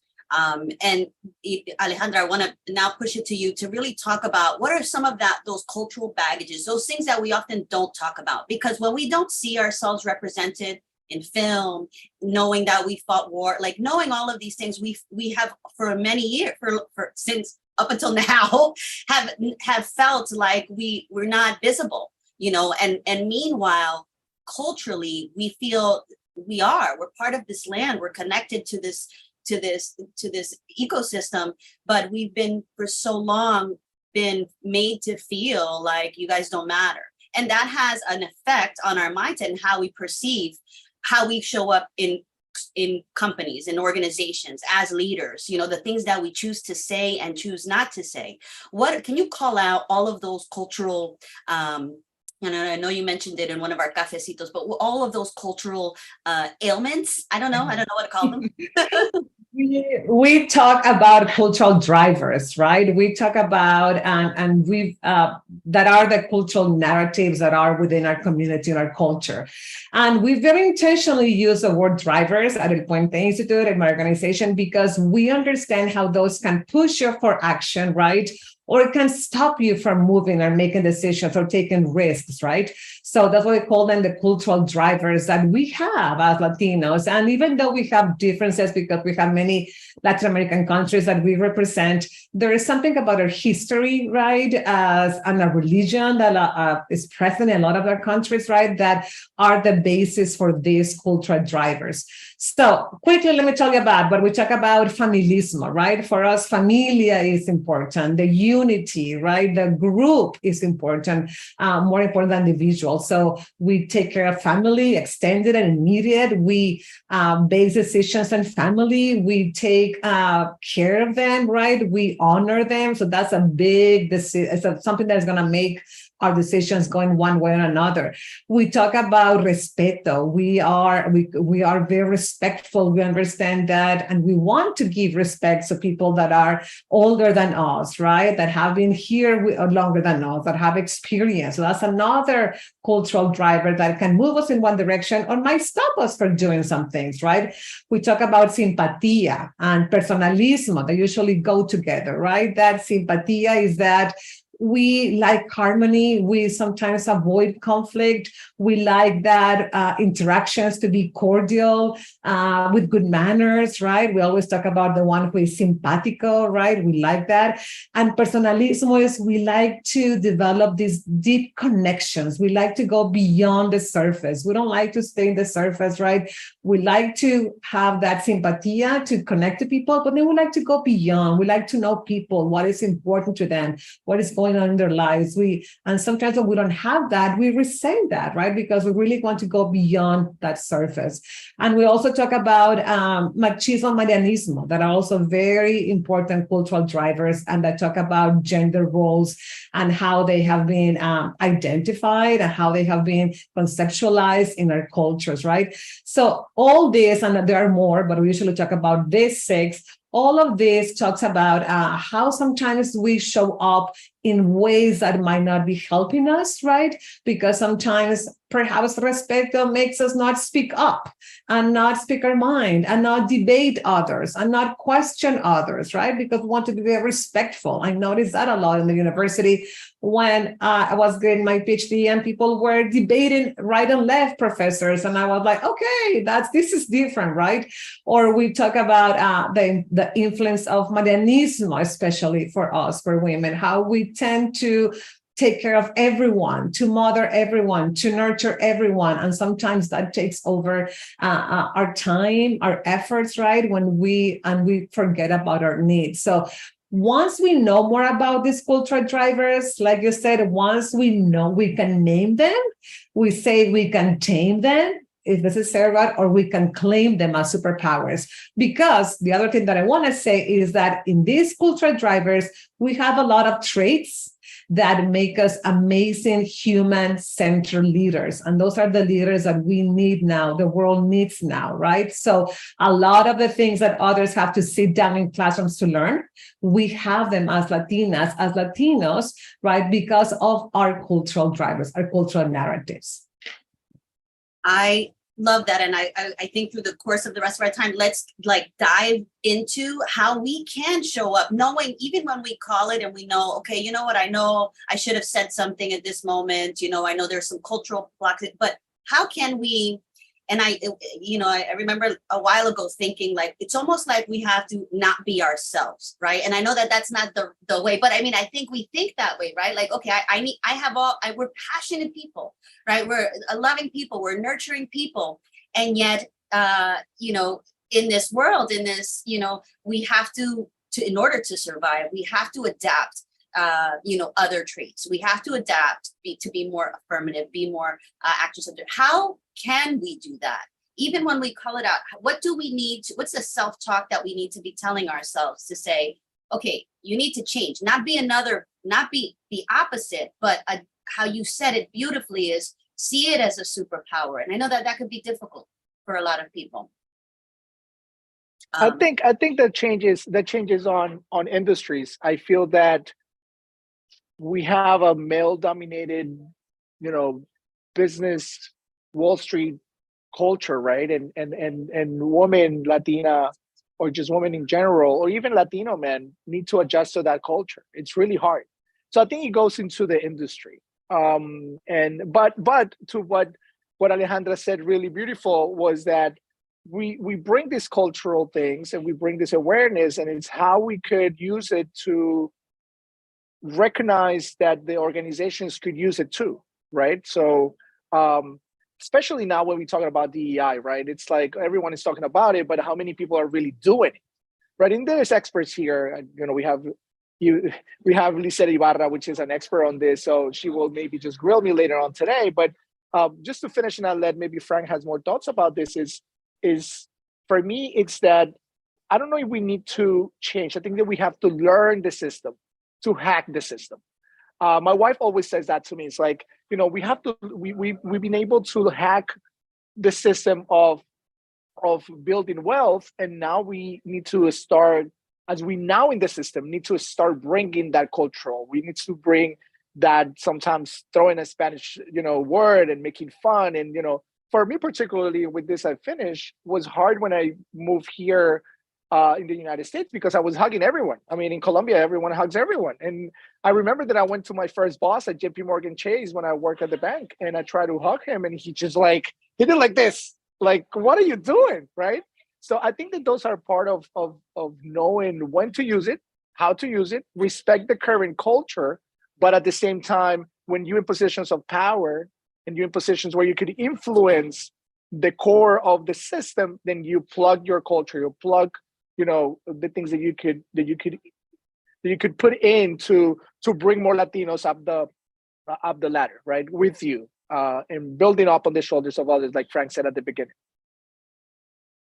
I love that. And Frank, you exemplify it so much with the things that you do online, but what other advice you have to how someone can really tap into using their culture as their superpower?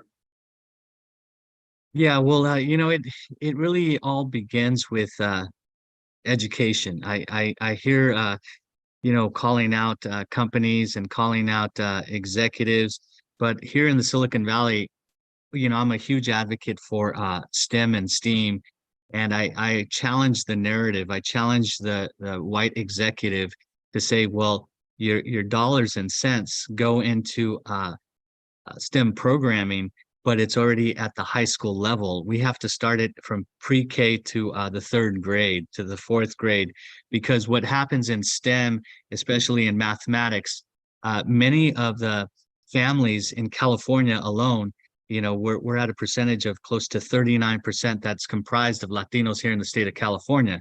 And in the Silicon Valley, less than 4% represent tech, the tech industry. And we're talking about these global unicorns. And when tech, especially Latinas, are representing these tech companies, what I find is many of the times our Latina community end up becoming entrepreneurs, because I call it stuck in the middle.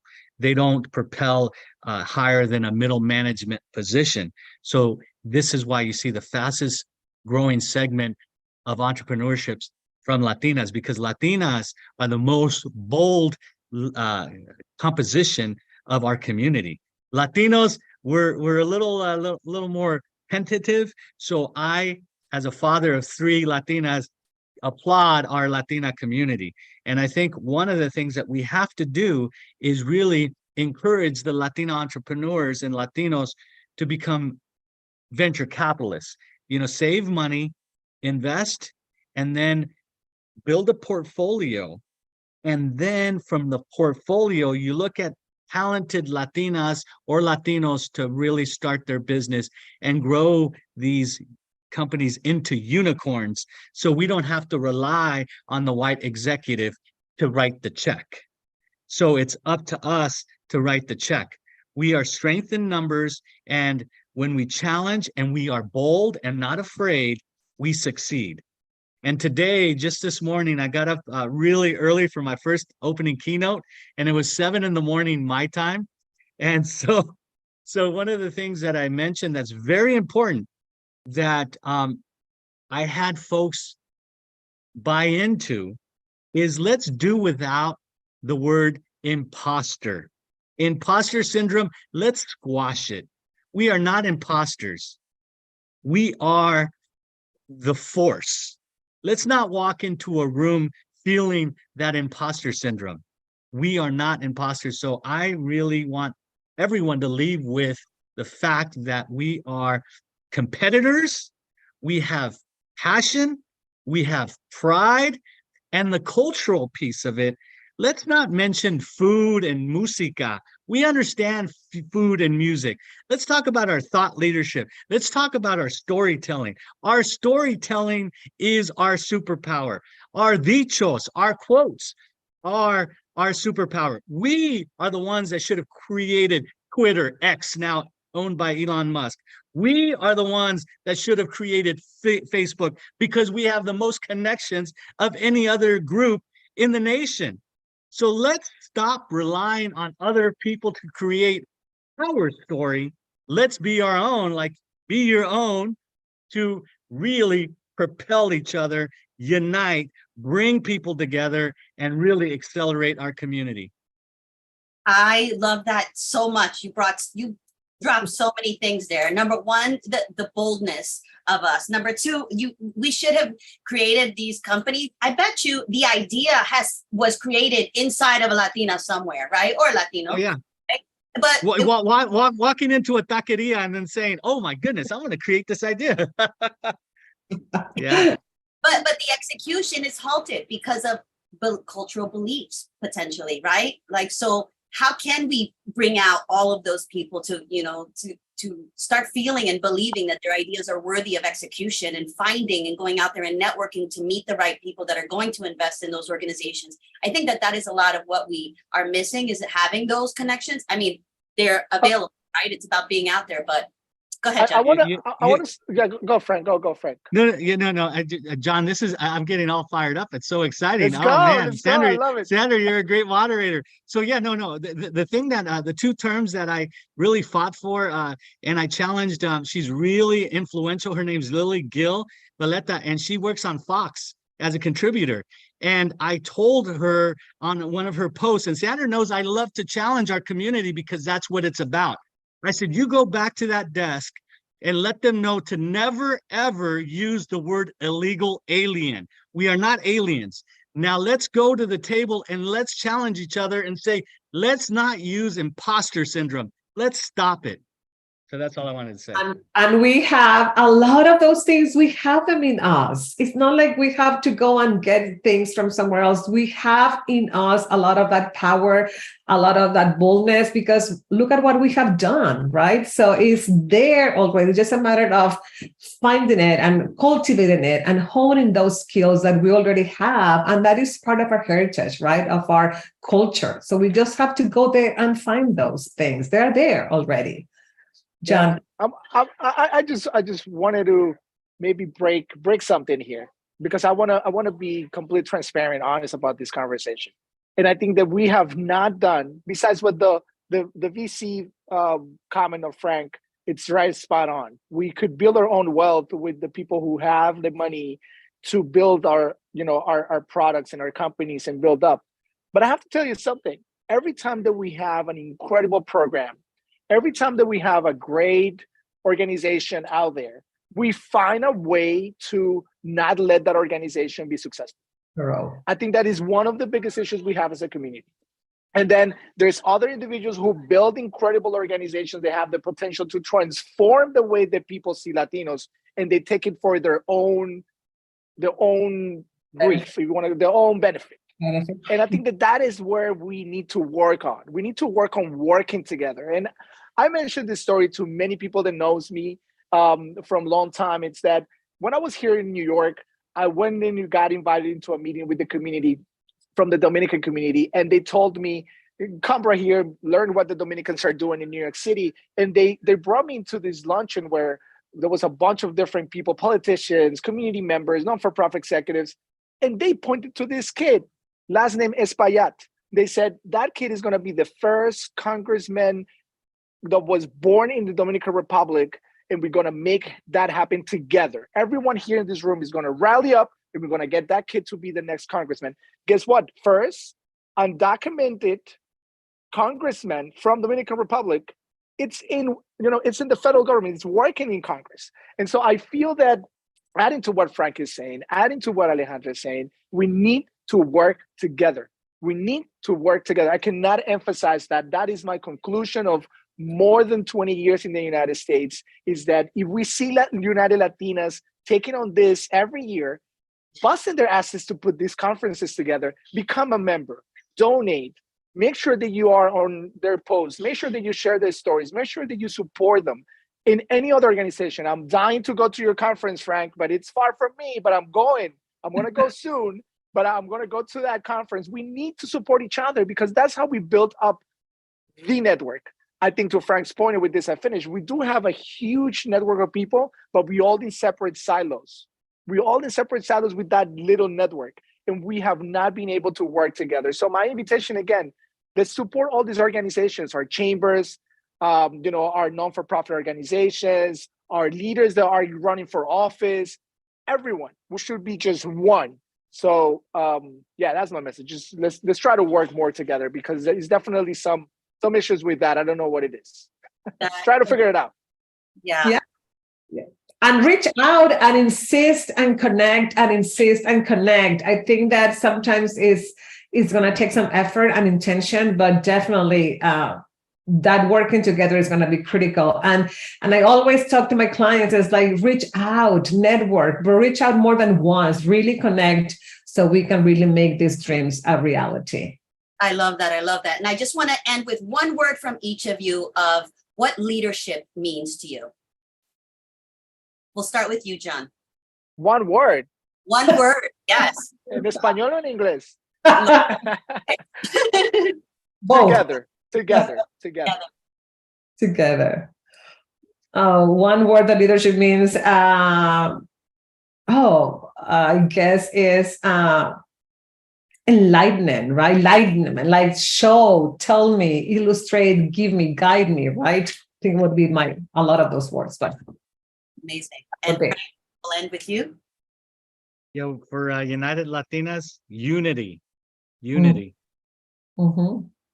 Thank you. Thank you guys so much for this panel. I truly appreciate all of you. And Thank you. we're off to the next one. And, Thank lastly, you. I just want to thank Gabriela and Sammy. Thank you, and I'm glad to see you all on here. Thank you. Thank you, everyone. And don't forget to take up space. Take up space, also very important. Make sure that you show up. Awesome. Thank you. Thank you, Alejandra. Thank you, John. Thank you, Frank. This is just like getting better and better. Like we're just rising here with empowerment, with insight, with inspiration, and now with gratitude with our next Power Talk, Luisa Mendoza, who I'm calling on the virtual space. Luisa is a serial entrepreneur and founder and CEO of Global Tourism, Sports and Entertainment, just one of her several companies, and who's going to talk to us about gratitude as well and her story. So Luisa, the space is all yours. Thank you so much, Ileana, and hello, everyone. It's so wonderful to see so many friends. And well, primero que todo, felicitarlas, Ileana and Sandra, for doing the amazing task of getting us all together one more year, bringing Latinas and Latinos together as we celebrate nuestro mes, el mes de la herencia hispana. When you ladies reached out to me to do a power session and talk about something, I dig deep and I said, what has been one thing that has changed my life that I can give back? And it's the powerful word of gratitude. And so I figured the best way to show you guys right away the power of gratitude is by having each and every one of you just take a moment, close your eyes, and think of a moment in your life that just brings a smile, something that you're super grateful for. It could be the day you gave birth, the day you met your loved one, the day that you graduated, the day that you held your baby in your hands for the first time. So just take a moment, and I want you to think of that magical moment that you can be so grateful for. Can you remember what you were wearing? Can you remember the aromas, the scents, that feeling inside? And now I want you to open your eyes and just think what that emotion did to you. Because see, my friends, ese es el poder of being grateful. It is scientifically proven.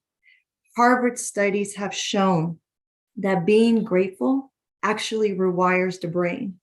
There is no way that we can be grateful and upset at the same time. There is no way that we can be grateful and have negative feelings at the same time. And so during the pandemic, I had an accountability partner, and Garth is a person who has shown me firsthand the power of gratitude. See, Garth was going through a very difficult time in his life, and he was put to a challenge that every day he needed to write 3 things that he was grateful for. And he said to his accountability partner, I can't, like, you don't even understand. I'm going through the most challenging times of my life right now. I don't even have money to pay for the power in my home. I'm about to lose my home, and you want me to find 3 things to be grateful for? He said, I dare you and I challenge you. Even in the midst of the biggest struggle, find 3 things you can be grateful for. Because if you find those 3 things to be grateful for, you'll start seeing how the universe is going to start giving you new blessings in your life. And you're going to stop focusing on what's going wrong. And so he did. And today I am so grateful because during the pandemic, he actually shared this story with me. And at the time when we were all locked in and we couldn't leave, he said to me, you know, Luisa, I heard about this app called Clubhouse, and I would love for me to use this movement to encourage people to realize the beauty of gratitude. And so I said, let's do it. I said, let's go on, let's create the room. And I am just so amazed that in the last 2 years, thousands of people from over 100 countries have come into the gratitude room, the daily gratitude movement on Clubhouse. And I have witnessed firsthand seeing how people have gotten through operations, they have gone through losing a loved one, they come in the room and they can come in with a sad heart. And the moment they start sharing gratitude, their lives, you could just hear it, a transformation happens. And so throughout the years, I really put this to test. And so today I wanted to share this with you guys because I want you guys to understand that gratitude shields you from negativity. It makes you at least 25% happier. As I mentioned, it rewires the brain. It eliminates stress. It heals. My favorite, it improves sleep. As a serial entrepreneur running multiple businesses at night, my brain just wants to think about tomorrow. It wants to think about like what's on my to-do list. And I start thinking of what I am grateful for. And it's a powerful tool that literally within 3 minutes, I'm sound asleep. It boosts our self-esteem, our performance. It just brings the best version of ourselves. It enhances the law of attraction and it improves relationships. And so I'll share something very near and dear to my heart, which is the greatest gift I have seen through gratitude. And it was when my daughter was 10 years old. And one day she said to me, you know, mommy, life is hard.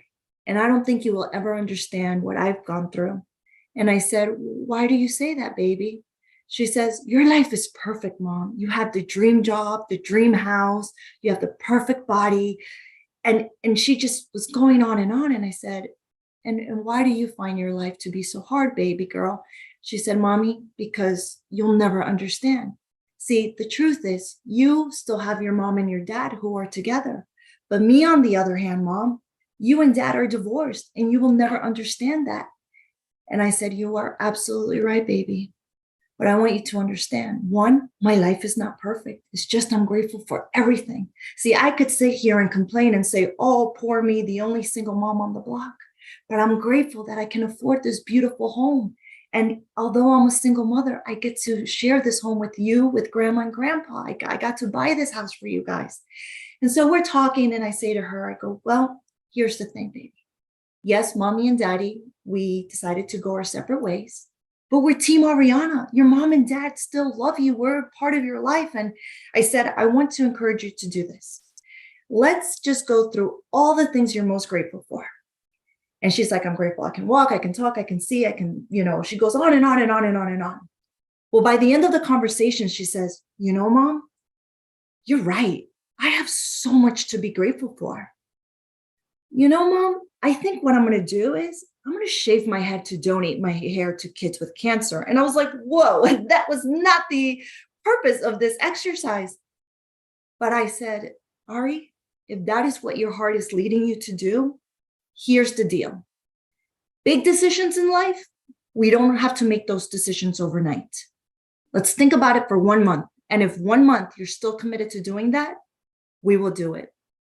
A month later, I get a call from her psychologist in the school and says, Ms. Mendoza, I just wanted to share with you that your daughter came into our office today and she said that she is ready to donate her hair. And she wanted us to go into her classroom because she didn't want to be bullied on Monday. And so I knew at that moment that it was through gratitude that she had realized in that moment that if she counted all her blessings, what seemed as such a hard thing in her life, it wasn't as bad. And so that's a story that has moved me, that I continue to share, because if we can all take a moment, no matter how hard it gets, life is not unicorns and rainbows all the time. The struggle is real. And there's a lot of things going on in the world right now. But if we can take a moment to at least say one thing we're grateful for, I guarantee you it will start to rewire your brain. Because as the famous poet, and I call him poet in joke, but Pitbull says, every day above ground is a good day. If we're alive, we are already one step ahead. And so I leave you with this final quote, which is, a grateful heart is a magnet for miracles. Thank you so much. And I hope that this conversation of gratitude has inspired you to see life through a different lens. Without words, what can I say? Only thank you, thank you, thank you. I'm here like wiping my tears from my face for joy for you and for our audience, and just in full gratitude for hearing you and everybody before you today. It's just amazing. And I've heard this story before from you, and I still feel it's amazing. Thank you for sharing that with us. Thank you, Liana. Grateful for you. Okay, so talking about gratitude and talking about the magnificence of Latinas all over the US and beyond, because we have some Latinas that are coming up next that are not necessarily in the US, but that doesn't mean that we don't all share that same heritage, that same passion. And we want to honor that. Each and every one of you out there create great change, and we don't really tell anybody. We just do it because we love to, because we feel compelled to, but many of us are silent heroes. And we want to recognize each and every one of you, the work that you do, because it's all about elevating each other. So that's what the Extraordinary Latina Awards are all about, to be able to celebrate each and every one of you for the work that you do. So we have 3 categories, Sandra, that we're going to talk about. Categories? We should have even more categories.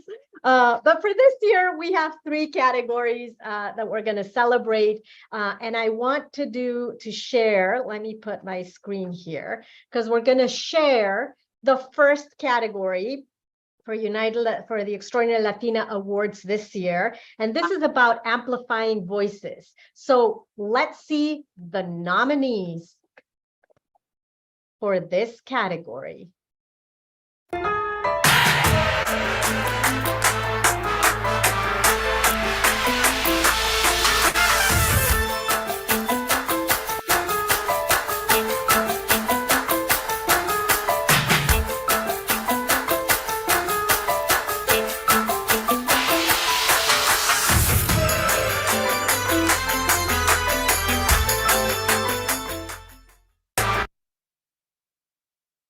By the way, And you should mention, we got like over 100 nominations for like each of these. So it was a very difficult decision. But yeah, go ahead. You're going to showcase the winners? I am going to showcase the winners. And thank you for mentioning that, because these are all we want to celebrate all of you, and we think that it is really important, that recognition, right? But we still needed to boil it down to three winners for each of the categories, although we believe that all of you are amazing in the work that you do. So for amplifying voices, our three winners are, drum roll. Our first, oh, there we go. Adriana Vaccaro, CEO of Culture Redesigned.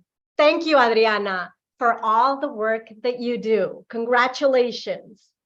Our second winner for Amplifying Voices is Danai Rodriguez Arritola, Chief Nursing Officer of the Larkin Community Hospital in Palm Springs campus. Thank you so much for everything you do to amplify the voices of Latinas and women in your community. And our third winner is Dr. Lisette Sanchez, licensed psychologist and founder of Calathea Wellness Coaching and Psychological Services, Inc. Thank you also so much and congratulations. We will be sending out your awards and your certificates so that you can post them and share them with everybody. And we will be also celebrating you in our website and through our social media so that you get that recognition. We will also post the videos with everybody else. All the nominees will also be out there because, again, we believe that everybody should be celebrated, but we want to highlight our three winners for Amplifying Voices. Thank you so much for all the work that you do. Yay. Yeah. Okay. So coming in next is our Connecting Community. And let me play it. These are our nominees.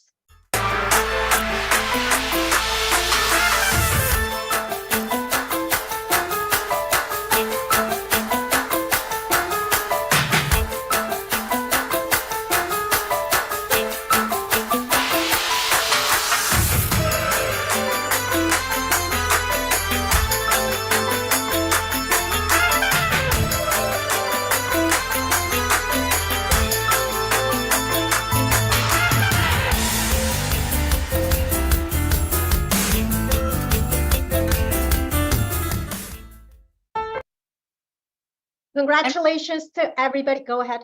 No, because we saw two comments that somebody couldn't see the videos. Or you guys could see the videos, right? Can you guys just let us know if you're able to see what's being shared? Yes. Okay, good. Okay, perfect. Awesome. Okay. I'm going to go quickly through all of these, but our first winner for Connecting Community is Chelsea De Jesus from Empire Fellow Women's Affairs of the Office of Governor Kathy Hochul. Congratulations. Our second winner is Itzela Vasquez de Mundis, Director of Global Supply Chain and Business Solutions Executive from Stock Supply Division of Black Hawk Industries. Congratulations. And our third winner for this category is Maria Jesus Blanco, Vice President, Head of Chemical Sciences at Atavistic Bio. Congratulations to all of you. And again, we will be posting all of these so that you can connect and share with everyone and, you know, just celebrate all the great work that you do. Humble brag, the good brag, right? The humble brag, yes, obviously. Okay, and then finally, our Empowering Latina nominees.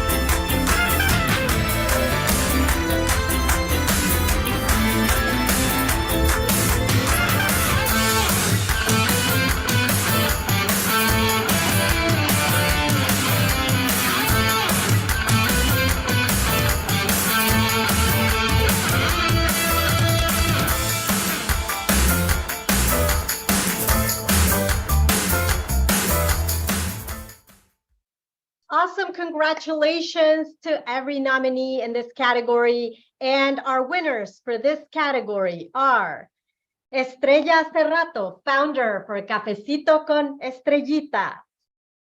Our second winner, Griselda Bailey, or Gris Bailey, president of the Latin American Chamber of Commerce of Charlotte. And our third winner, Patricia Vila, president of the Pati Vila Media. Congratulations to all of our winners, to all our nominees. We will continue to celebrate you through the remainder of the year. And thank you for all the work that you do. Okay. Anything else, Sandra? No, congratulations to everyone, and we'll continue to celebrate online. So I know we're off to our next speaker. Okay. Well, thank you, everybody. And I would like to call on Alicia and Ciso on the virtual stage so that we can continue. Let me see here for our fireside chat. Awesome. Hola, Alicia. Hola, hola. It is so awesome to see, of course, all of the great awards that you were giving to the whole community. So much to celebrate.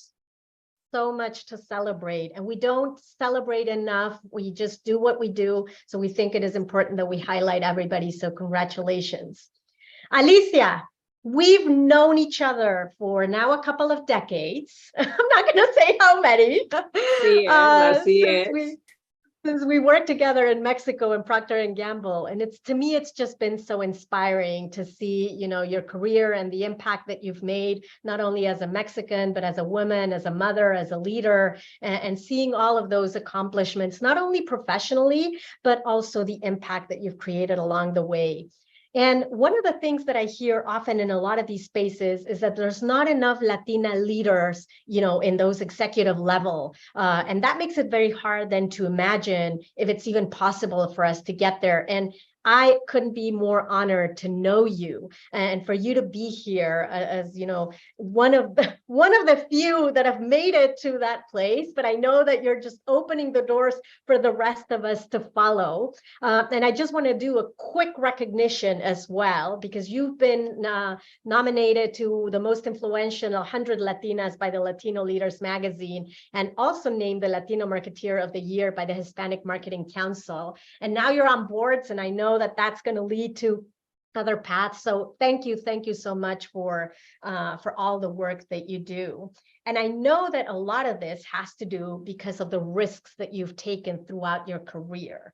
So I would love to hear from you, like, what has been your greatest risk that has gotten you here, and why?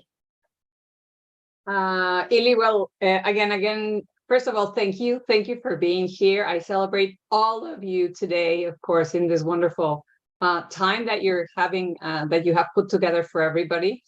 And going into just myself and my career, yes, risk has been a very big part of, how I got there. Because I think that if you don't take risks, it's just very hard to actually be, able to have a chance. When we were back at P&G, when we met each other, this was very early, because that was, as you know, that's where I started my career. I did start with risk very early on, though, because literally we joined P&G, and then P&G is not a company that you normally leave, because you sort of make your career there forever. And 2 years into it, I actually left for the first time. And I didn't leave once, I actually left twice. I was very, very lucky because I had an amazing manager that supported me. And the 2 times that I left, I was rehired and given, additional growth opportunities. So I consider myself really to have been lucky, because again, this guy that was my manager continued to be there and just pulled me in to greater opportunities. But it was risky. It was risky because when you left P&G, sort of nobody hired you back normally. Having said that, then I went and left corporate, the corporate career 10 years into it. So I was 10 years with P&G, and then I left to become an entrepreneur. And I went into what I call the internet go-go years, and joined a startup, was in the middle of it, tried to do it. Actually, I joined because my son. So my son at the time was like only 1 year old, and I wanted sort of to be, have a little bit more of my time to myself. I had actually like I could have my son or my baby next to me, like co-hosting. But of course I worked 24/7. I loved every bit of it. But it was also a huge risk. We were also extremely lucky because we were able to sell the company in the boom that happened at that time before the mega crash. So again, another one. But the most important one, though, I would say, and the big was coming here to the US as our first chief marketing officer for Nestle in the US. So there I was happily, doing my job in Mexico, and I was tapped into this huge opportunity. I must say that I didn't even think about it. The minute they said, I said, I am in. But it was a huge risk because you can imagine coming to such a big country, and we had a massive sort of task to be done. But again, every time I sort of pushed myself into each one of those, because I normally wouldn't, I say that I am just like a mega risk taker profile. But when you see what I've done, I just push myself every time. And it is impressive, like all those different movements that you have. And one of the things that I see, especially as a coach, and also I've lived through personally, is that many of us, and especially Latinas, were risk averse, right? We suffer from this imposter syndrome. I love Frank before saying, like, let's just eliminate imposter completely from our vocabulary. But the reality is that sometimes it just sticks there, and we want to stay with what we know. We don't want to move forward. There's a lot of fear in what we're doing. What have you found have been the key challenges that you faced when taking those risks? As you say, I think that right now, I would say that when you're 30% there, Ili, you just need to push, because we believe that we need to have these extra mega competence, right? As women, we always believe that instead of only having 100, we have to be 130% prepared. And that, of course, is not right. That is actually not enabling you to maximize the learning of the opportunities that you're going to have. You're actually going to learn it because you don't know it. But at least for me, that has been a major challenge. I always want to be extra confident in taking a new opportunity.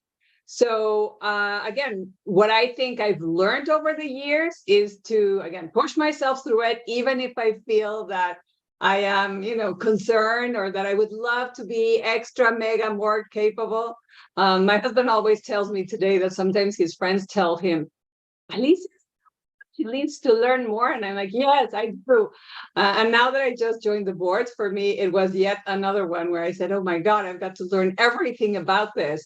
And on the one hand, it was exciting. On the other hand, it was sort of appalling, right? So I think that we just need to continue to push ourselves and say, if you're 30%, you're going to make it. You're going to get the other 70%. And that is why I think taking those challenges is what makes us stretch and learn. You're not going to learn it if you're at 130 going to 140, right? You've got to place yourself somewhere where you're sort of back in that square one, and everything is about the next wave of learning.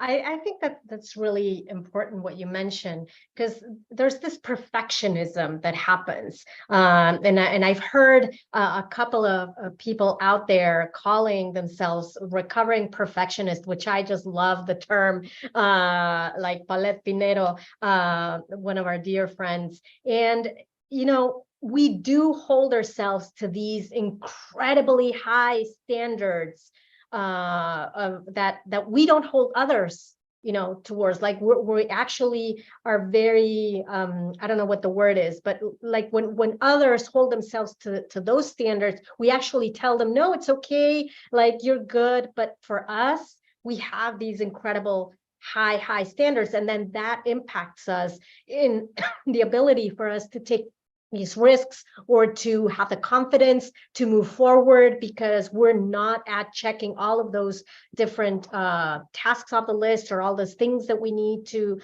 or that we believe that we need to do. How have you been able to manage that perfectionism, or not, or is it still like there?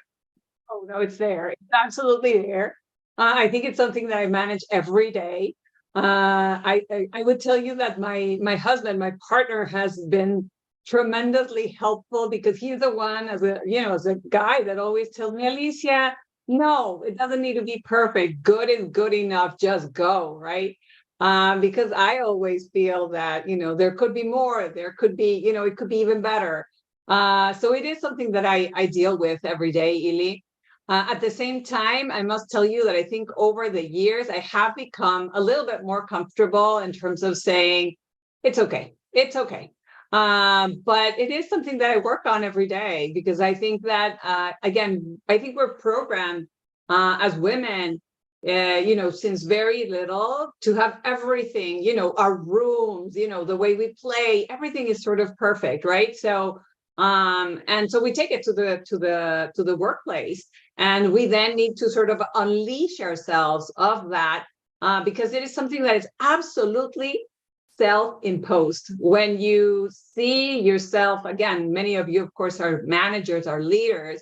And when you're leading your people, you're not expecting perfection. You're really not. You rather have someone that, gives you that first good draft, and you build on it, and then you go. But yet to ourselves, we keep always, having these, like, I don't know, like a different level of requirements. Absolutely, absolutely. And I heard somewhere somebody say, we need to show the same grace that we show others. We need to show that same grace to ourselves. And I think it's very tied to what you're saying right now, that all of these. Even more, Lily, as a Latina, I remember that, there is this very famous saying that says, hey, you're going to have to work twice as hard, right? And you're going to have a chance, but you're going to have to work twice as hard, because and I remember when I came over, I really felt like, I was crossing the Rio Bravo, and that I was going to have to, do what nobody had done, because I had just given this amazing chance. And while I think that is very, how I say, like empowering to us, because you're like, I'm going to go do it. At the same time, as you say, we don't have that sort of, I don't know, like chance to give ourselves to say, no, you don't need to be, you're not going to be judged in this like twice as hard way. And the more that we can understand, I think just the more that we liberate ourselves, because the only ones that are thinking about it are ourselves. Absolutely, absolutely. And I think one of the things that we've been hearing consistently, from the beginning of today's session is the stories that we tell ourselves, and sometimes we will hear them from others. They might not necessarily, we need to learn to separate ourselves from those and say which ones are true for us and which ones are not. The fact that success means something to other people in other cultures for other genders does not define success for me. But we tend to move that way. We tend to then adapt to these stereotypes or to these criteria of success, and then we lose ourselves in the process. And as I hear you, and yesterday that we were chatting, right, in a way, once you cross that, El Rio Bravo or whatever, wherever we come from, we start doubting who we are, and we start adapting to these new ways of being and thinking without realizing that does not define us. We still need to keep those things in mind, but it doesn't define us, right? Absolutely.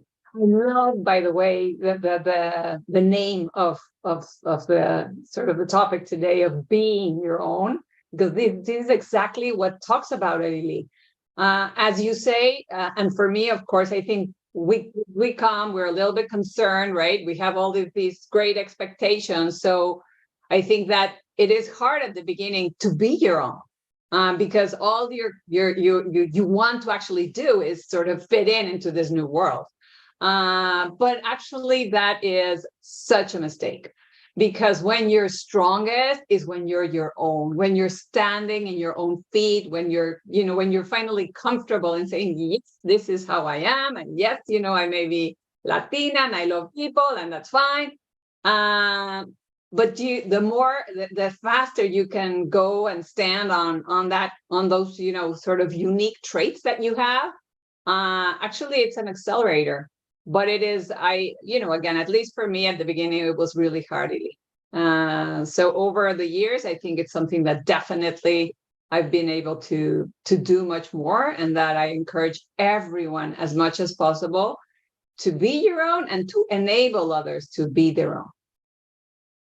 Thank you. Thank you so much for sharing those words. So now you're stepping into, just to close this message, you're stepping into your next.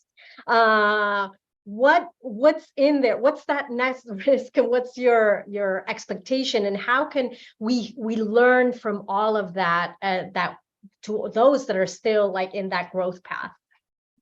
Well, my last one, I just took it as I say in May, because I rewired. So not retired, I rewired from Nestle. And as you know, I joined, I'm now in 4 different corporate boards.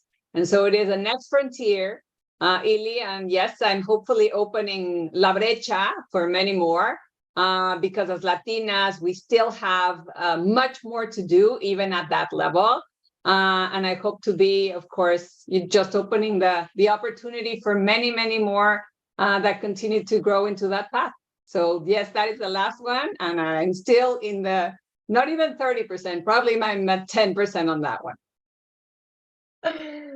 Well, we really appreciate, you being a part of this community, and opening those spaces for many of us, because you're right, it's how we lift each other up, and knowing that the numbers don't lie in terms of the power of Latinos and Latinas for the next 10 years. But if we continue to be in this, chiquito mindset, and yo no puedo, y calladita me veo más bonita, y don't rock the boat, y my work will speak for me mentality, then the numbers are going to be irrelevant, because we're just going to be a massive community of just people waiting for somebody to open the door. So we truly appreciate you being one of the ones that are opening, but it's our responsibility also to follow yours and everybody else's footsteps. Thank you so much for the work that you do, and for supporting us here.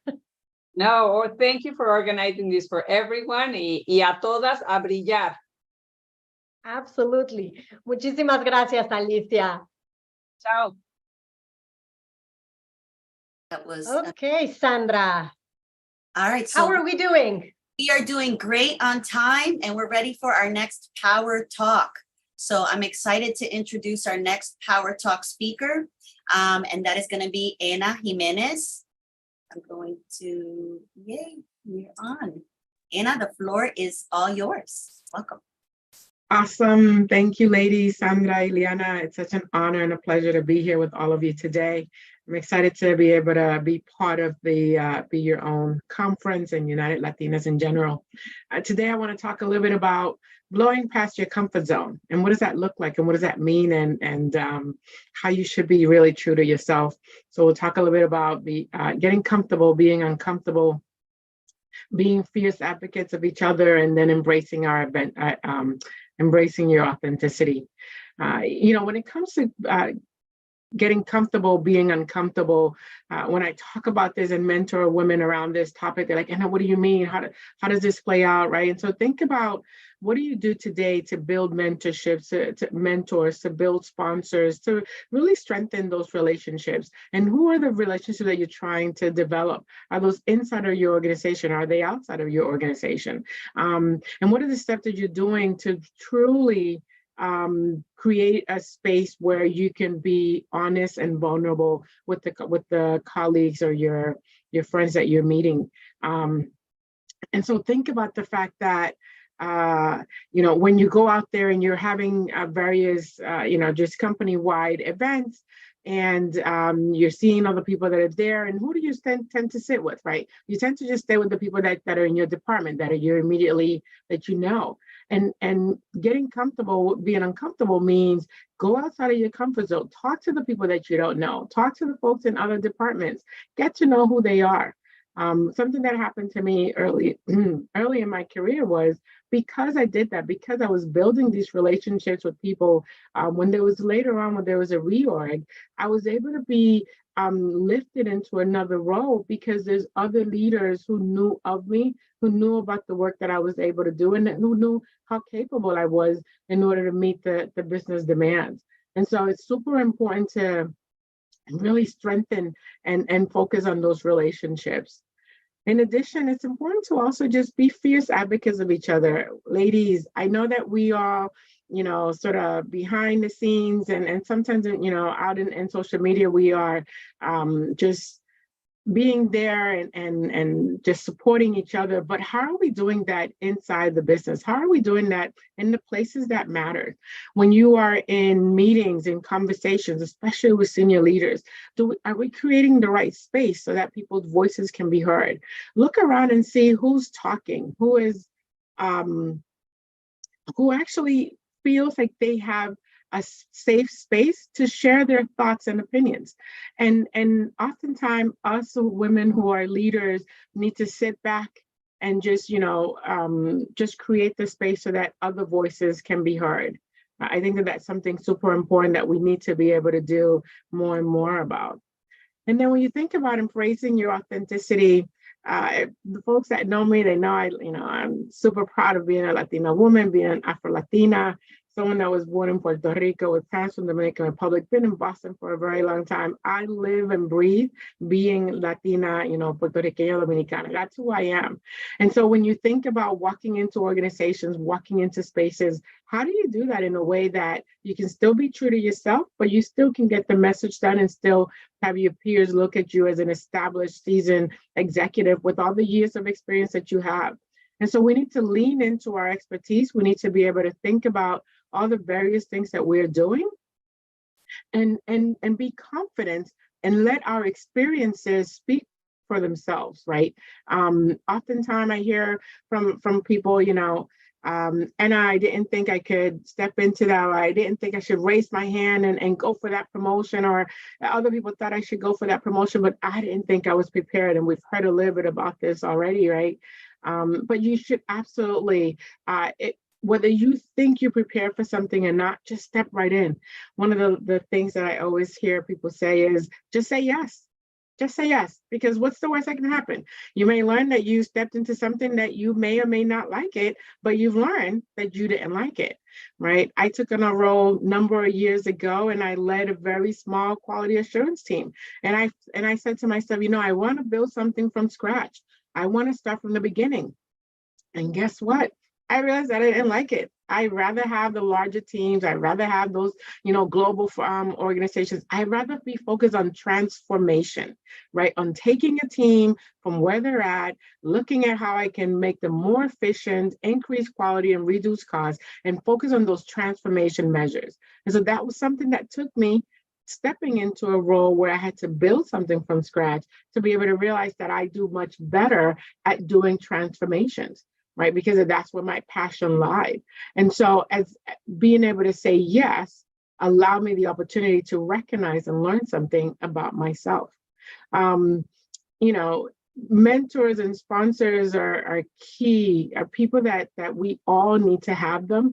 And you don't always realize who is watching you. I've had people come up to me and say, recording in progress. Oh, I've had people come up to me and say, Anna, I've been watching you for years. And I'm like, oh my God, of course. Initially, you're like, stalking me. But the reality is they've been watching what I've been doing both inside and outside the organizations. And they've been voices that have been elevating me to places that I had no idea. And then you roll the tape back and you're like, oh, they're connected to so-and-so. That's probably how that opportunity showed up for me years ago. And I had no idea, right? And so when you think about getting comfortable being uncomfortable, it's about going out there, building these relationships. I'm genuinely building those relationships because those are relationships that are going to come around full circle years from now, right? And that you're also going to be able to build and elevate the people that you're building these relationships with as well. I'll leave you all with this. It's something that I have a plaque on my wall, and it says, if it's handed to you, it's because you can handle it. And I live by those words. Sometimes I fear that we let fear take over us, and we let fear make us believe that we can't do something. And we're handed something, we're given something because we're meant to be there and because we can handle it. So go forward, take on all the things that are coming to you and handle them and lean in and take care of business. It's a pleasure being here with all of you. I just love it. And people have started posting it also on the chat. If it's handed to you, it's because you can handle it. We're going to do that post. Definitely. And you're absolutely right. Like sometimes people believe in us more than we believe in ourselves. And it shouldn't be the case, right? We should be believing in ourselves just as much because there's a reason. Thank you so much. And I've always told you, I'm super grateful to you for everything that you've done for me, for my career, since 5 years ago, since we've known each other. And I know the power of community and of just you're truly living in that value of raising others up, because I've been one of those people and I can't be more grateful than I am today for doing that. So thank you so much for being here. Thank you, Ileana. It's a pleasure. And Sandra, thank you both. Awesome. So moving on to our next panel, Fast and Furious. We've been talking about wealth, right? Throughout, from the beginning, there's all this talk about wealth. However, it's not something that we know how to do, or many of us don't know how to do. I know that I'm just starting on that journey, trying to understand. So that's what the next panel is going to be about, to teach us, to learn us, to, just let us know, how do we start down that path? Because it's something that's very important, not only for our present, but for the future of our families. Sandra, take us away with our next panel. I love it. I love it. Yes, we are about to talk wealth. I want to bring up Isabel and Yoli. You guys, okay, good. You guys are both there. All right. Yes, we're talking about wealth. Okay. And that's a heavy topic because there's a lot to unravel there, but we want to start dissecting ways that we can start thinking differently about wealth and about really building generational wealth. So I'd like to welcome Isabel and Yoli. Welcome, guys. Thank you, Sandra. Thanks for having us. Yes. So before we begin, give us a 60-second intro, each one of you. Isabel, we'll start with you and then Jolie. Sure. So it's an honor to be here. My name's Isabel Halliday, and I actually work for JP Chase. But the funny part about this is I started in banking because that topic never came up in my dinner table, right? We never talked about banking, numbers, financials, nothing. So I was always intrigued. And when I finally got a job at Chase, my dad was shocked because we never spoke about it. But I knew in a male-dominant industry, I wanted a seat at that table. That was 15 years ago. And today it's an honor to be a coach and a mentor for diverse business owners in South Florida.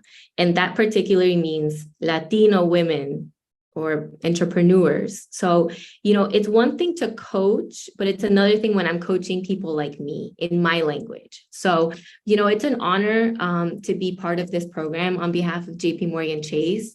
And to move the needle, we all need to work together and educate each other. So I'm excited to be here and share as much as I can. Thank you. Welcome. Thanks. Jolie? Thank you, Sandra. First of all, let me start by saying big kudos to everyone. I know what amount of work to put something like this together it takes. So thank you for having us. It's such an honor to share the space with Isabel and to be able to just partner with you, Sandra and Ileana, and all your hard work. So really quick, just a little bit about me. I come from, and now I'm gonna age myself. I come from 20 plus years of banking experience. I started my career in banking, but I am currently in commercial real estate. I had the opportunity to pivot in commercial real estate, managing the real estate portfolio for multiple banks. And so I'm really excited. Part of the work that I do is not only focused on financial wealth, but also on trying to raise awareness on the industries. The industry is very lucrative, and we don't have enough people that look like myself. I am a first generation student, a first generation investor, a first generation professional, and the list will go on. I am the first of many things in my family. And I want to make sure that, you know, my passion is driven by to fill in that gap of that person that I didn't have growing up, right? Especially being the only girl in my family out of 6.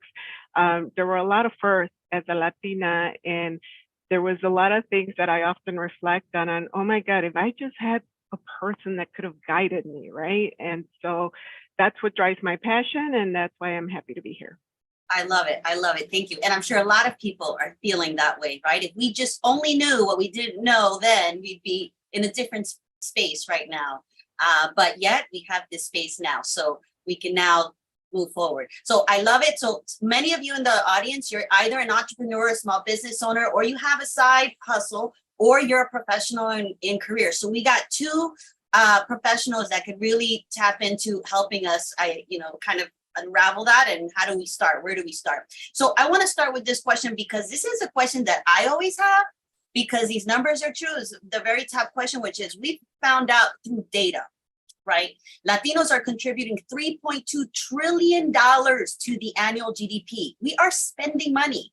All right. We are big spenders. So what are some ways that we can take that buying power and be smart about it and invest in wealth building strategies and opportunities versus the jacket, the shoes, the things we want to get, right? How can we think differently about our future and really where our buying power is being utilized? Isabel, I'd love to start with you. Sure. I think it's just education, but also think about that word generational. Like when you think about what you want after you, I always think the word generational to me is, what am I going to leave my kids? And whatever I'm building today, I want to make sure that it's something sustainable for them. Education, business, savings accounts, investments, anything possible. And, sometimes we get tempted about buying that purse or buying those shoes, and I'm guilty. You also have to live a little bit. But I think that it's important that education and financial literacy in our communities are part of this work. And we cannot break the cycle of poverty or achieving financial security unless we educate our community. And in my side, we don't just educate on the business side, we also educate our community as kids. So as small as elementary school, we're teaching them how to have that foundation and teaching them how to save. So I think that's the key. I think the educational side, the purpose of building wealth and the value behind that saving. So it's just education in my side, and that's how we can build that bridge. I love that. I love that. Yoli, I'd love to get your input on that same question. Yeah. So again, everything that I share is rooted on my own, rooted from my own experience as a Latina. As a daughter of immigrants, my parents came to a country where they didn't speak the language. They started a bank in the systemic banks that weren't created for them. And I think one of the biggest things is with the statistics that you shared, Sandra, it's one, as Latinos, we don't have a problem generating the money. It's not just that we are spending it, but if we're spending it, it's because we make the money. If we need money, we don't have a problem coming up with it. We are such hardworking individuals. And I think the problem is, and it comes like it starts at home, that unit at home where we're not talking about it.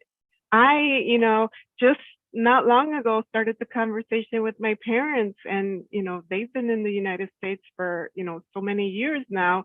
My dad worked over 35 40 years, I think, close to 40 years. And he just recently retired, and it was because he was preparing to retire that I was like, you know, you own properties, you have this.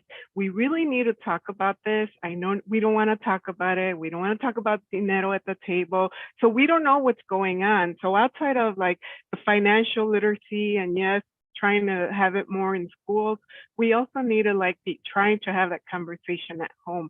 And unfortunately, from what I'm seeing, is that our parents, our elders do not want to have the conversation, especially if they're not seeing us do something, right? So it's not until I started showing the numbers on my end, because, you know, it's been a few years since I started my career in banking that I was like, why can I not be a millionaire?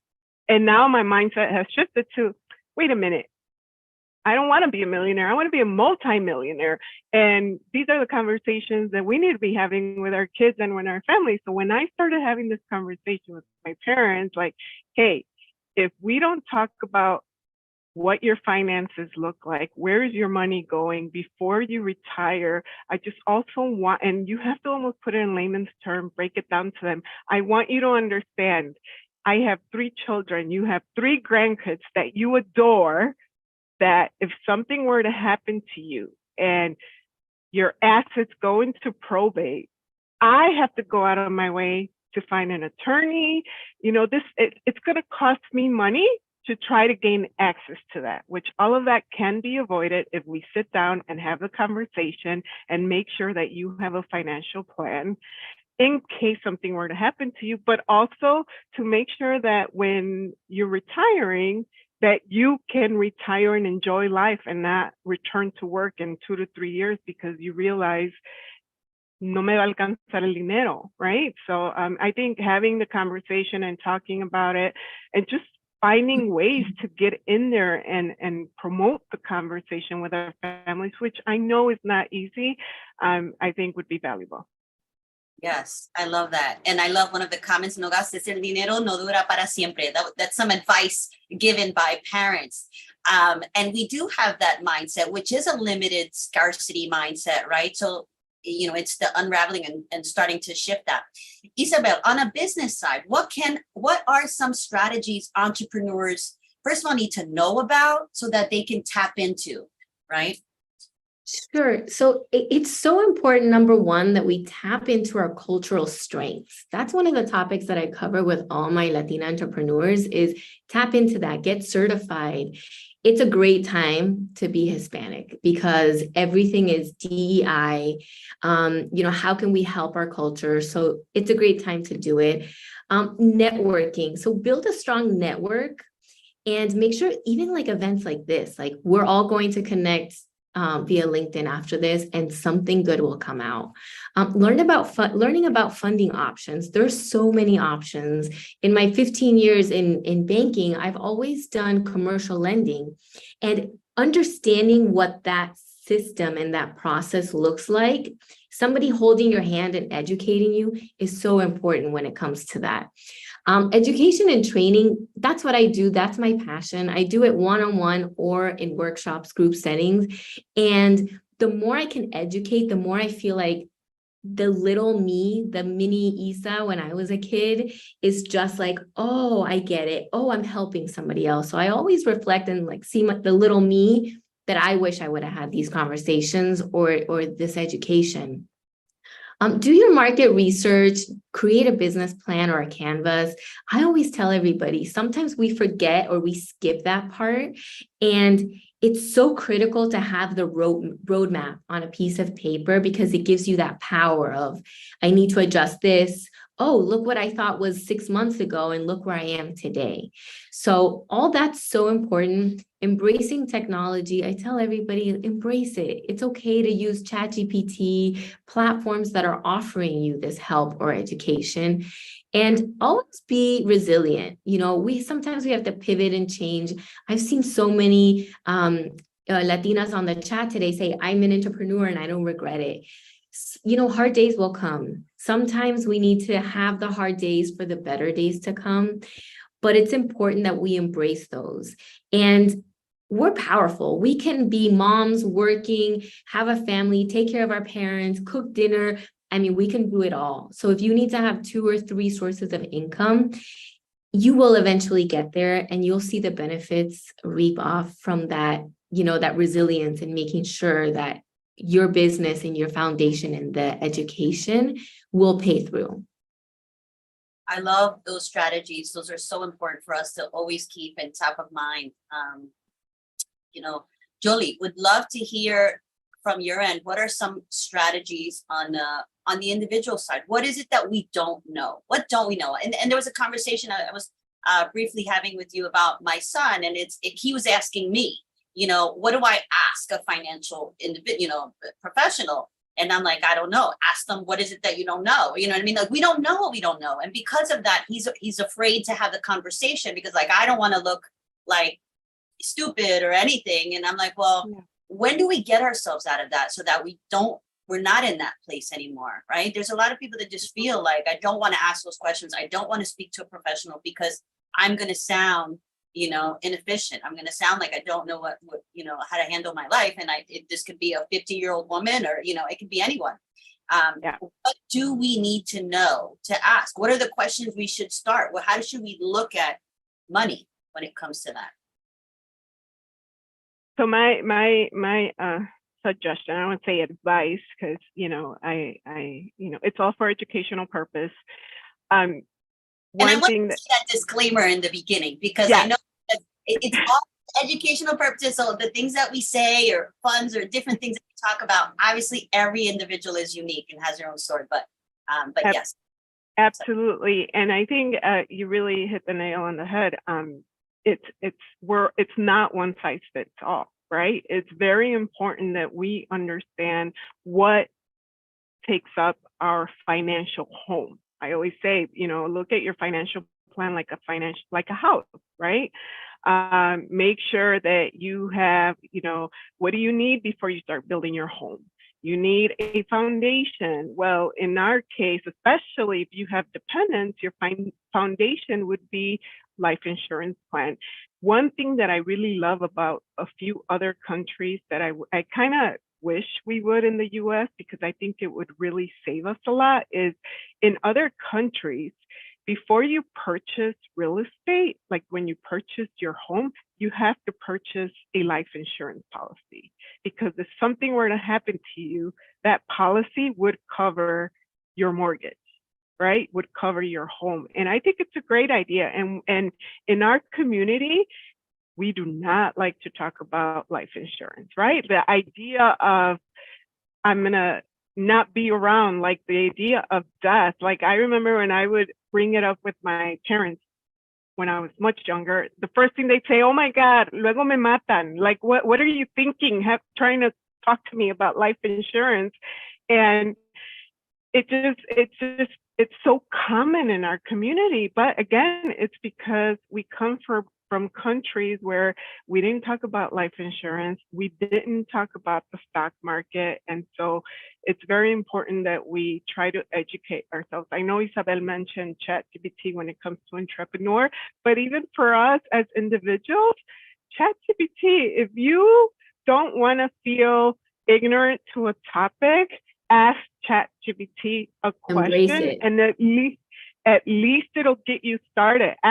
Ask it anything finance, and it'll at least get you started on the basics. So we really don't have an excuse to feel ignorant about any topic. And the biggest misconception, especially in our community, is thinking that we need to be making a certain amount of money in order to start investing and in order to start building wealth. And you really do not have to be making 6 figures to start investing.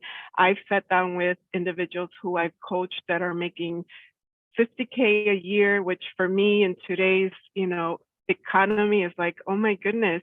But when I look at their assets and their finances, they're like so close to hitting that millionaire mark. And then I talk to people that are earning multi 6 figures, 200K enough, and they have not a single dollar to their name. So I would say the number one thing is start thinking about how are you managing your money. It's not how much you're making, but what you're doing with what you're making. once we pay all our cost of living, all right, once we take care of our expenses, our money should not just be sitting in a bank account, right? Earning 0.01% or whatever the interest rate is. There are so many products out there that we should be more aware of. And I'm happy to have that conversation, and I'm sure Isabel too, that allow you to grow your money. So I always say, if the money is in your standard checking savings account, is because you're gonna need it immediately in the near future. Outside of that, if you don't need it in the near future and you're sheltering it and you're trying to grow your money and save it for long term, then it better be making you money. It should be making you money. There are products out there where you can increase your rate of return. And I would say start there. Definitely start there. Think about your life insurance being the foundation of your home. Of course, then there's the debt management portion. There's making sure you have an emergency fund, and then increasing your general wealth by investing through whether it's Roth, employee sponsored 401k programs, and there's so many more. I mean, the list goes on. Yeah. And we want to know all of them. Index funds, stocks, what should we do? Like, we want to know all of them. And maybe we do a whole other thing that's really on wealth building with some real tangible strategies. Because the first time I heard the term index funds, I'm like, oh my God, how did I not know about this? And then when I actually went to the Building Nuestro Futuro event that Chase had, and they gave us that calculator where you can see if you put away X amount, how it compounds. And I'm like, oh my gosh, why we missed the boat for so long on this? We need to really, hone in on these strategies. I know we're running on time, but Isabel, I want to know, when it comes to entrepreneurship, what is it? How does that play a role in wealth building strategies when you're an entrepreneur? So number one, I think the most important one, we always think about the dollar signs, but it's income potential. And I say potential because at the beginning, you may not see that, but it is income potential. Equity ownership. We all want equity in something. We all want that seat. We all want that equity, right? Asset creation, which is exactly what Jolie was talking about. Diversifying. So you can have a full-time job, have your business, have your investments, and you're really the income that you're receiving is very diversified. Tax benefits. I'm not a CPA, but I do know that there's tax benefits behind being an entrepreneur. And innovation and disruption. When something goes wrong, when there's a restructure in corporate America, you already have that step forward. So if you are thinking about being an entrepreneur, always think about starting that on the side and growing it. Find yourself a mentor to help you grow and scale that business. So eventually, if you would like to or you need to, you can leave the corporate America world.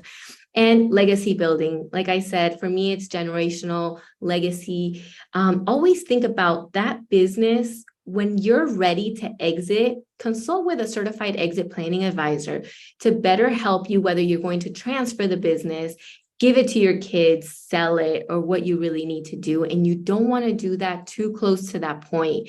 So always find advice, find a mentor to help you with all these things. There's so many coaches, mentors available nowadays. And like me, I do it in Spanish and in English. So it really is different when it's coming from somebody with your culture and your language. I love that.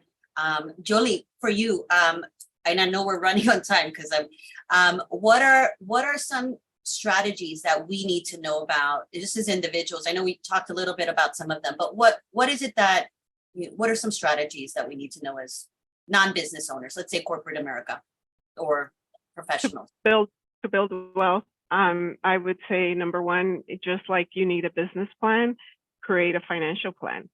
One size does not fit all. So it is important to know, when do you want to retire, right? What does retirement look like for you once you retire? But also, what dependents do you have? So having it all on paper and then doing a full analysis of what's coming in and what's going out.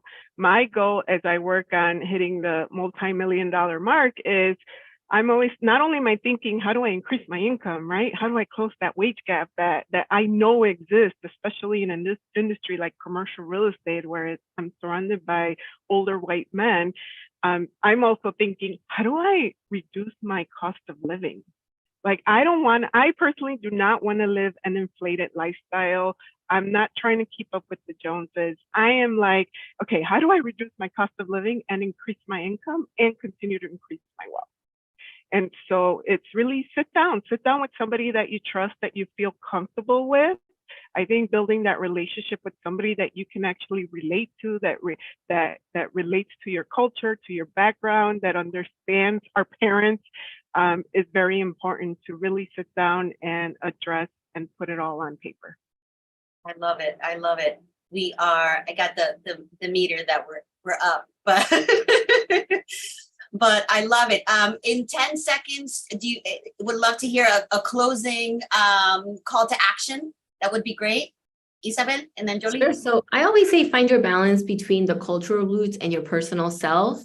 And that way you can find that happy medium in anything you do, work or entrepreneur yourself. Love it.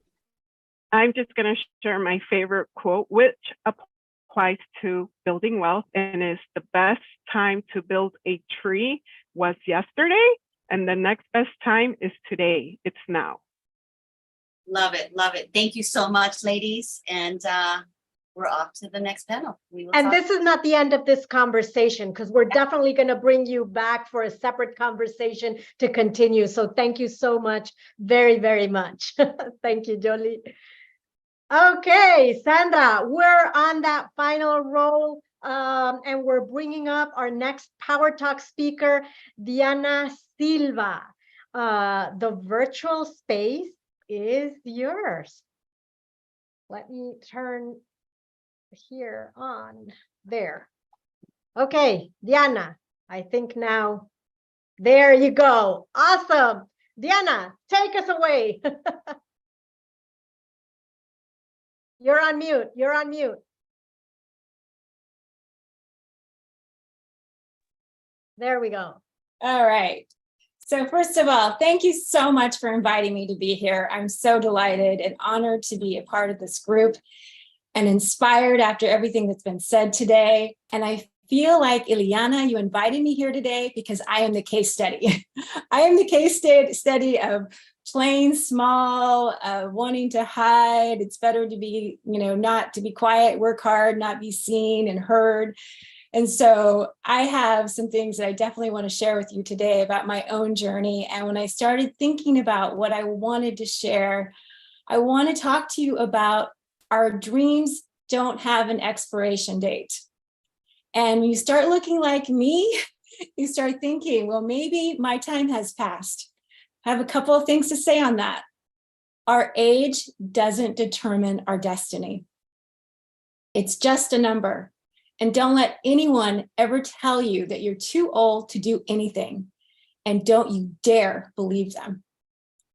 So my mama spent most of her life in poor health, and she was my role model for embracing each decade with gratitude and grace. And when she hit 80, she was so excited to make it that long.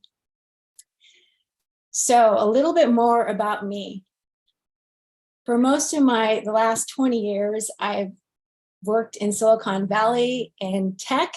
And when Frank was talking earlier about being stuck in the middle, that's definitely was me as a sales manager. But while I was there and while I was working, I always, for a long time, 15 years, had a dream. And I had a dream to start a family blog about family recipes. I grew up on a farm, and my mom and my abuelita and my tias and my primas were amazing cooks. And some of my best times of my life were spent in their kitchens cooking with them. And I wanted to be able to share those recipes with others. But I was scared. I was terrified of starting my own business. I was already somewhat successful. Why did I need more? Besides, as I was getting older, people my age don't start their own businesses. And they don't go on social media and put themselves out there in front of the camera. But anyway, after my mother passed away, I finally decided to launch my blog, my side hustle called Mole Mama. And it's been much harder than I could have imagined. It's grown slower than I planned, but I've met so many remarkable people that are passionate, and I literally learn something every day. And it's brought me so much joy and enriched my life in ways I never imagined. And a few months ago, I received a phone call that has changed my life and helped me to realize one of the biggest dreams ever. A casting agent invited me to audition for a top-rated, popular national TV reality cooking show. I've always said no to these previous invitations. Just 8 months earlier, I had turned down PBS. My reasoning for declining was that I was concerned that the competition's parameters, the short cooking times, the limited ingredients would cause me to dishonor my mama's and my abuelitas and my tia's Mexican recipes. In addition, my brand isn't about competition. It's about cooking, and everybody, Mexican, Irish, Italian, Chinese, absolutely everyone is welcome to learn my family's recipes. So a reality cooking TV show was off-brand. But this specific phone call was literally 2 days after my second heart surgery. I was under the influence of a large quantity of prescription medication, and I said yes to this casting call.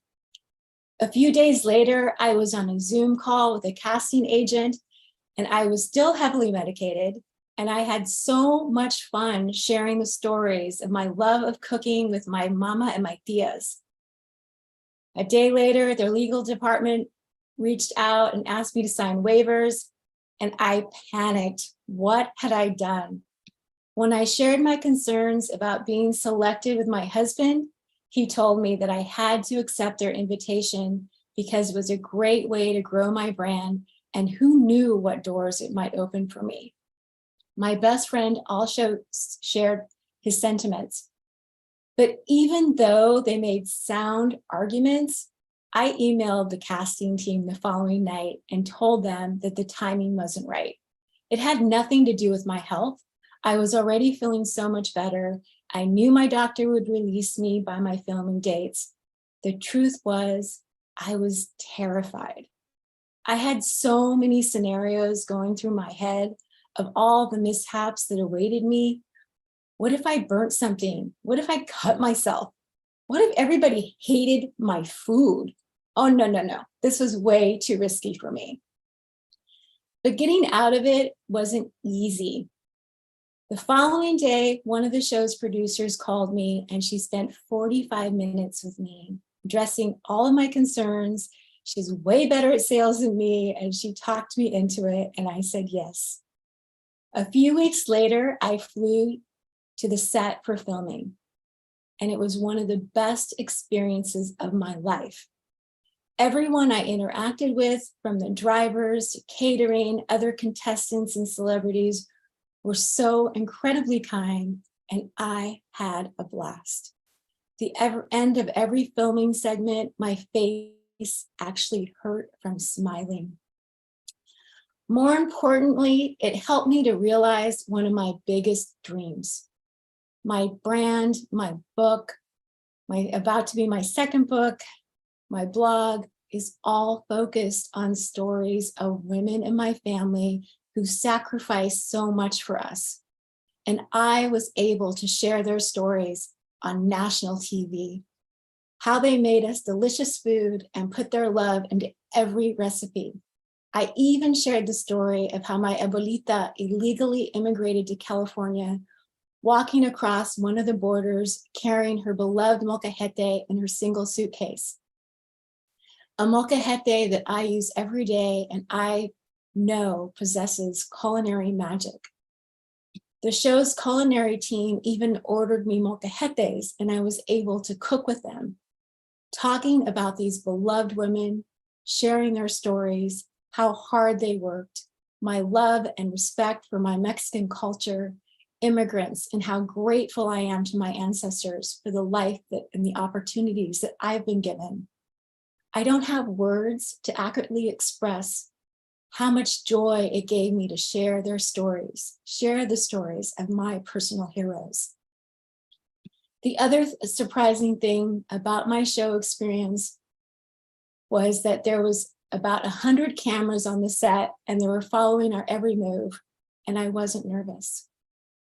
The cooking was terribly stressful. The interacting with camera operators, celebrities, and other contestants was delightful. I was able to speak clearly, to be articulate, to have fun, and to be present. And I realized that for the last 7 years, I've been telling myself, I have this little side hustle with a YouTube channel with 500,000 views and podcasts with about 50,000 downloads. It's impossible to become a mega influencer. And I'm managing to break even on my expenses. I've met so many amazing people, and that's enough. But what I realized when I was there on that set was that my little business has been preparing me for my television debut, getting me comfortable in front of the camera and public speaking. So unfortunately, I cannot share the details today of the show due to my agreement with the network, but it will be airing in early November. And I'll post all the details to my website, to social media a few days before it airs. So please follow me, and I'd love to have you watch. And I don't know how my next chapter will unfold, but will include me saying yes more and not letting my fear drive my decisions, and constantly living by what those brave, courageous women in my family taught me. Hay que tener esperanza. You must have hope. Hay que tener fe. You must have faith. Y hay que creer. You must believe. I don't know who needed to hear this today, but I don't think any dream that you have tucked away in your heart and keeps reminding you that it is still there should be ignored. Give yourself permission and breathe life into your dream. And who knows where it will take you, who you will meet, and who you will impact.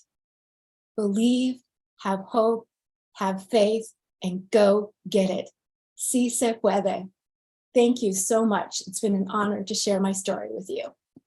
Thank you so much, Diana, for your story. It's just inspiring, it's insightful. There's so many comments on the chat, and we'll be on the lookout for the program and for what's to come about Mole Mama, because I know that it's just amazing, everything that you're building, and United Latinas will be there along the way, along your side, encouraging to really make this something big, because you've heard it before. We're all here going to become multimillionaires, right? And it starts today. Like those other days of I can't make it, I'm not good enough. Like those are over, right? Imposter syndrome out the door. So thank you so much, Diana, for sharing your story with us, and good luck with everything that is coming. Thank you. And now I would like to invite one of our board members who will be moderating our next panel, Lisette. Lisette, are you there? And I would also like to invite our next panelists. We're already on the home stretch, but hold on a little bit more because the best is yet to come. Estrella Cerrato, Gris Bailey. By the way, Estrella, Gris, congratulations on the getting those awards. The committee was really impressed with all the work that you've been doing, was really impressed with the work that everybody has done, with the accomplishments that everybody has done. So we truly appreciate all of you for what you've done, and we're excited for this next panel. I leave it to you, Lisette. Thank you, Ileana. Thank you, Sandra. I am so excited to be here. This is my 3rd year in this conference. Let me tell you, since we're talking about Si Se Puede, the very first time I was in this conference, I was like, who are these ladies? This is so inspiring. And I never thought that I would be here. You know, last year I participated as a panelist, and now I'm leading a panel. So thank you, Sandra, Ileana, for everything that you do. So without further ado, I'm super excited and honored to introduce a topic of paramount significance and dear to my heart. as an entrepreneur myself. So today we're going to talk about the future of Latina entrepreneurship. The momentum behind Latina entrepreneurs is undeniable. And let me start by sharing a statistic with you. Did you know that Latinas start businesses at a rate 6 times faster than the national average? Let me repeat that, 6 times faster, us Latinas, than the national average. So that only underscores our entrepreneurial spirit and resistance. But yet, despite our substantial contribution to the economy, Latinas only represent a fraction of the total business revenues generated in this country. So we're going to dive in that conversation. We're going to explore the pathways, the challenges, and aspirations that will define the trajectory of Latina entrepreneurship in the years ahead. So with that, I'm super excited to be along two wonderful women, successful and fantastic entrepreneurs, Estrella Cerrato and Griselda Grace Bailey. So welcome, thank you for being here today. And I would love to, kick it off by giving you again, 60 seconds to introduce yourselves, so the audience knows a little bit of your story and what you're currently doing. I'll start with you, Estrella. You want to take it off? Of course. Hola, hola a todos. My name is Estrella Cerrato. I'm a first-generation Latina graduate, founder, and everything else that has to do with First Gen. And once again, the founder of Cafecito con Estrellita, a Latinx digital platform that supports Latina First Gen students and postgrads through podcast episodes, one-on-one coaching, college coaching, and postgrad coaching to be exact, as well as speaking engagements, and when I work with educational and brand campaigns. And I started Cafecito con Estrellita as a part-time, what I didn't even know was a part-time, because I had spent the last 10 years in school, studying in undergrad, graduate level education, and all that fun stuff. And it wasn't until the pandemic, I felt it in my heart that it was very important for me to not only share my stories, my lived experiences as a first-generation student at the time, but as well to share the resources and the different research I would come across in my programs, as well as just things I was learning in independent projects I took up during undergrad. And then one thing led to another. Now, 3 years later, I'm working for myself full-time with that same initiative, and I'm looking forward to see the progression of Cafecito con Estrellita as we continue to move forward.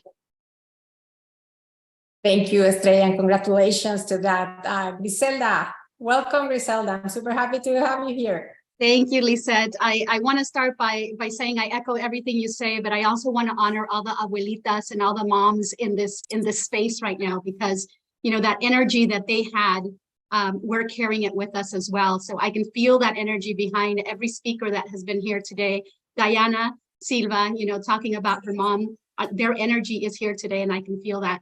I can tell you that I have changed and reinvented myself many, many times. I grew up originally from Guatemala, came to the United States when I was 3. Mom brought me in tow to find a better life for herself, so I call her a pioneer. I grew up in the San Fernando Valley in Los Angeles, went to law school in San Diego, have lived in Dallas, Texas, have lived in now I'm living in Charlotte. So I started my career early on as in an attorney services firm. I always thought I want to be an attorney. That was my goal.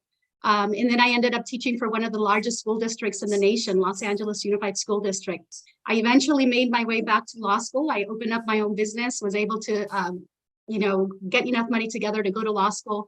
And I did graduate law school, decided that I hated it. That's not what I wanted to do. I wanted to change the world. And having a law degree doesn't necessarily allow you to change the world. But I started my own business again. I was a national trainer for the National Notary Association. And I also launched college planning firms all across the country. And today I am leading a nonprofit here in Charlotte, the Latin American Chamber of Commerce. So I'm very blessed that throughout my career, I've had a lot of femtors. So I'm very happy to be amongst all these amazing women here today and inspiring, and I'm learning a lot from them as well.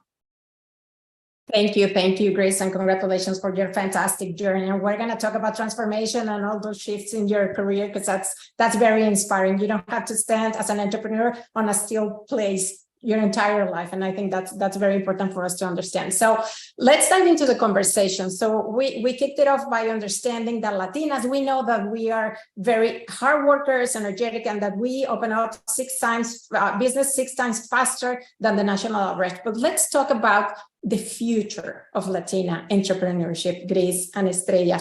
And Gris, I'm going to start with you. Can you share with us, how do you envision the future landscape of Latina entrepreneurship in the next 5 to 10 years? How's it going to look like? And what opportunities and challenges do you foresee in the future? Yes, I love this question, Lisette, because, I've always considered myself that person that challenges the status quo. Ever since I was in college, I knew that things shouldn't be the way they are. And that's why my passion to go to law school. But I figured that there's other ways to change it. And I know for a fact that the next female president of the United States will be a Latina. So that's how I see in the next 10 years that the landscape will change. I think we need to put that energy out there. The next president of the United States might be sitting in this room here today, so I think that that's one way that I think that the landscape is going to change. Secondly, I think that national banks and other funding sources will start to see the power of Latina businesses, and they'll start to close that gap on capital funding. Also venture capital VCs, right? We see a lot of more Latinos launching those VCs and working to gain capital to be able to invest back into their own community. So that's refreshing to see. There's more programming, more mentorship around all of this capital. So in order to grow a business, we know that we need capital, and I think that's going to change in the next 5 years. So that's refreshing to know. And in terms of opportunities, I always tell my kids, I want my ceiling to be your floor. And we have that opportunity now. We have so many amazing Latinas that are young. Estrella, you're so young and already doing great things, we have a lot of amazing Latinas that we can use their ceiling to be our floor now, things that I didn't have when I was younger. So that's a great opportunity there. Tapping into those femtours and really looking at opportunities, and also reaching back and sponsoring those younger women who are doing great things. Challenge, I think the challenge is all that noise. You have to cut all that noise, right? That noise saying to you, you can be successful, but not too successful, because you'll make someone mad, right? You can voice yourself, but don't be too loud, because that's not how a Latina woman should be, right? So cutting all that noise, I think that's a challenge. And if you feed into that noise, I think that tends to hold Latina women back. But that's a challenge that we all have. And I think that we're working towards cutting off all the noise. For sure. And it links perfectly to the be your own, main topic of the conversation, right? Find your own voice and tune into that, especially if you're into the entrepreneurial space. So Estrella, I want to go with you, and what Gris was just saying, you're in a totally different space. You talk to recent graduates, postgraduates. So how do you foresee the future of Latina entrepreneurship in the next 5 to 10 years? No, of course. And I loved everything that Gris had to say. It really resonated with all the thoughts that I feel about Latina entrepreneurship in the future, y cosas así. And I just see, not only in the academic space, but also post-grad, that there are so many Latinas that are eager for change, that are eager to continue showcasing their representation, whether it's them working in, for example, the law profession, so working in law firms to help and inspire our communities inside there, whether it's through immigration reform, etc., or for the young Latina aspiring teachers that want to teach in the classrooms y cosas así. And with them wanting to showcase that representation in those spaces, and then seeing the power they have, I could see them. And with the conversations I have too, it's like they're working in these professions and they want to start, even if it's just a side hustle, a side project where they can connect with our community, to share the resources they learn in their profession, to aspire the next generations, or to just serve as an inspirational resource to others with that side hustle, with that side project, whatever it is. And in doing that in itself, I could see them wanting to excel even more. It's kind of like a puzzle piece, like with myself. I didn't even know what the word entrepreneur was. Mis padres son de Michoacán, Villa Mendoza, Cuitzeramo. So I grew up, I grew up very differently. I didn't even know what business was ni nada. I just knew going to school was going to help me advance my career, whatever that was going to look like. And I was going to help my community. And then it just started with time. I was facing different roadmaps in my career and my trajectory. And I came to the position, well, it's now time to take Cafecito full time because things are just kind of working out. I don't want you to think it's perfect over here because it's not. I had to move back home with my parents to do that. But just knowing that I started in a career field that desperately needed our representation, and that was an education, the teaching profession, and then seeing what I could do with side hustles, that just opened up for me. Like now I'm full-time and I can, with everyone that I talk to, the podcast interviews that I have done and the research I find, I see it continuing to progress, and that just makes me so happy because that is the type of representation we need in these spaces. Yeah, but I love that, Estrella, and I believe that the term first gen also translate to first gen entrepreneurs. I hope to see, I think that spark is already in younger generations. So hopefully we will see much more Latinas diving into the entrepreneurial space. I think a lot of us grew up in families, traditional families with traditional jobs. I'm a first, gen entrepreneur in my family as well. So it's been a path of, trial and error, but I do hope, and I think, this new generation has that spark in this, and I'm so excited, for what the future lies for this generation. So let's move on to the next questions that I have for both of you. And I'm going to start now with you, Estrella. So in the context of emerging technologies, and we discussed, ChatGPT, artificial intelligence, how can Latina entrepreneurs position themselves to success in the future, in this landscape? The world is changing at a very, very fast pace, especially with artificial intelligence. So what do you recommend, for success in the future in this context? No, of course. And I really appreciate that question because I can refer it back to my lived experiences. So when I was navigating first the side hustle of Cafecito con Estrellita, now full-time entrepreneur, I had never really been exposed to much tech things, including ChatGPT.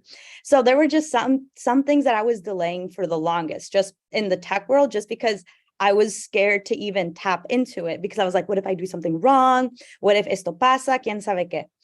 And then within time, I was like, okay, using these types of technological resources, such as having a website so that students, parents can find a secure digital space where they feel a sense of belonging from the mission of Cafecito con Estrellita, and learning those type of tech skills, even though I have no background in it, and just pushing myself, it really does make a difference in business growth. It also allows your clients, customers, however they are to you, a place where they know, okay, she's over here uplifting and using all her tech resources, the online space, to reach us. So I know she is my go-to person to always come to. And the way that I learned how to use these tech skills, again, like website building, podcast editing, and things like that, I invested in a mentor, a coach. There's so many different coaches out there in regards to helping Latinas grow, like entrepreneurial wise. But of course, that's when I also share that it's important to do your research on which types of coaches you want to work with. So if you're trying to figure out how to use new tech servers, tech skills, and you're not sure how, it's more than okay to do that research and search for coaches, search for courses, search for whatever resources are available for you to learn how to advance yourself in those tech skills, because then that's going to bring more clients, more customers. Again, it goes to how you resonate with your audience, and that in itself will continue to just further us overall.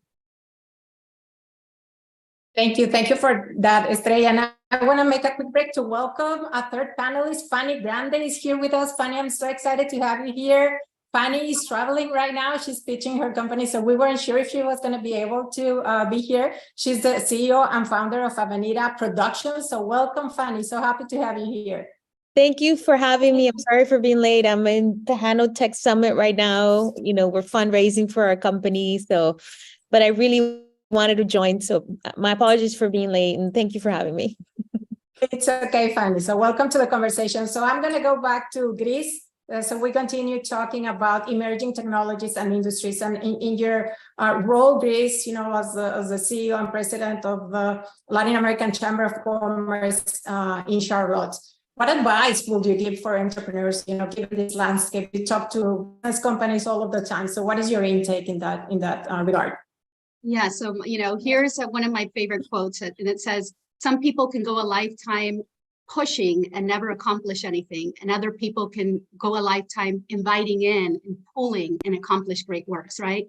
When it comes to AI, I know that a lot of people are pushing and they're like, no, it's going to replace our workers. And, you know, I would say invite it in. You know, you don't have to learn everything there is about AI, but it's here and it's going to affect your business. Every other summit, every other conference you go to, they're talking about AI.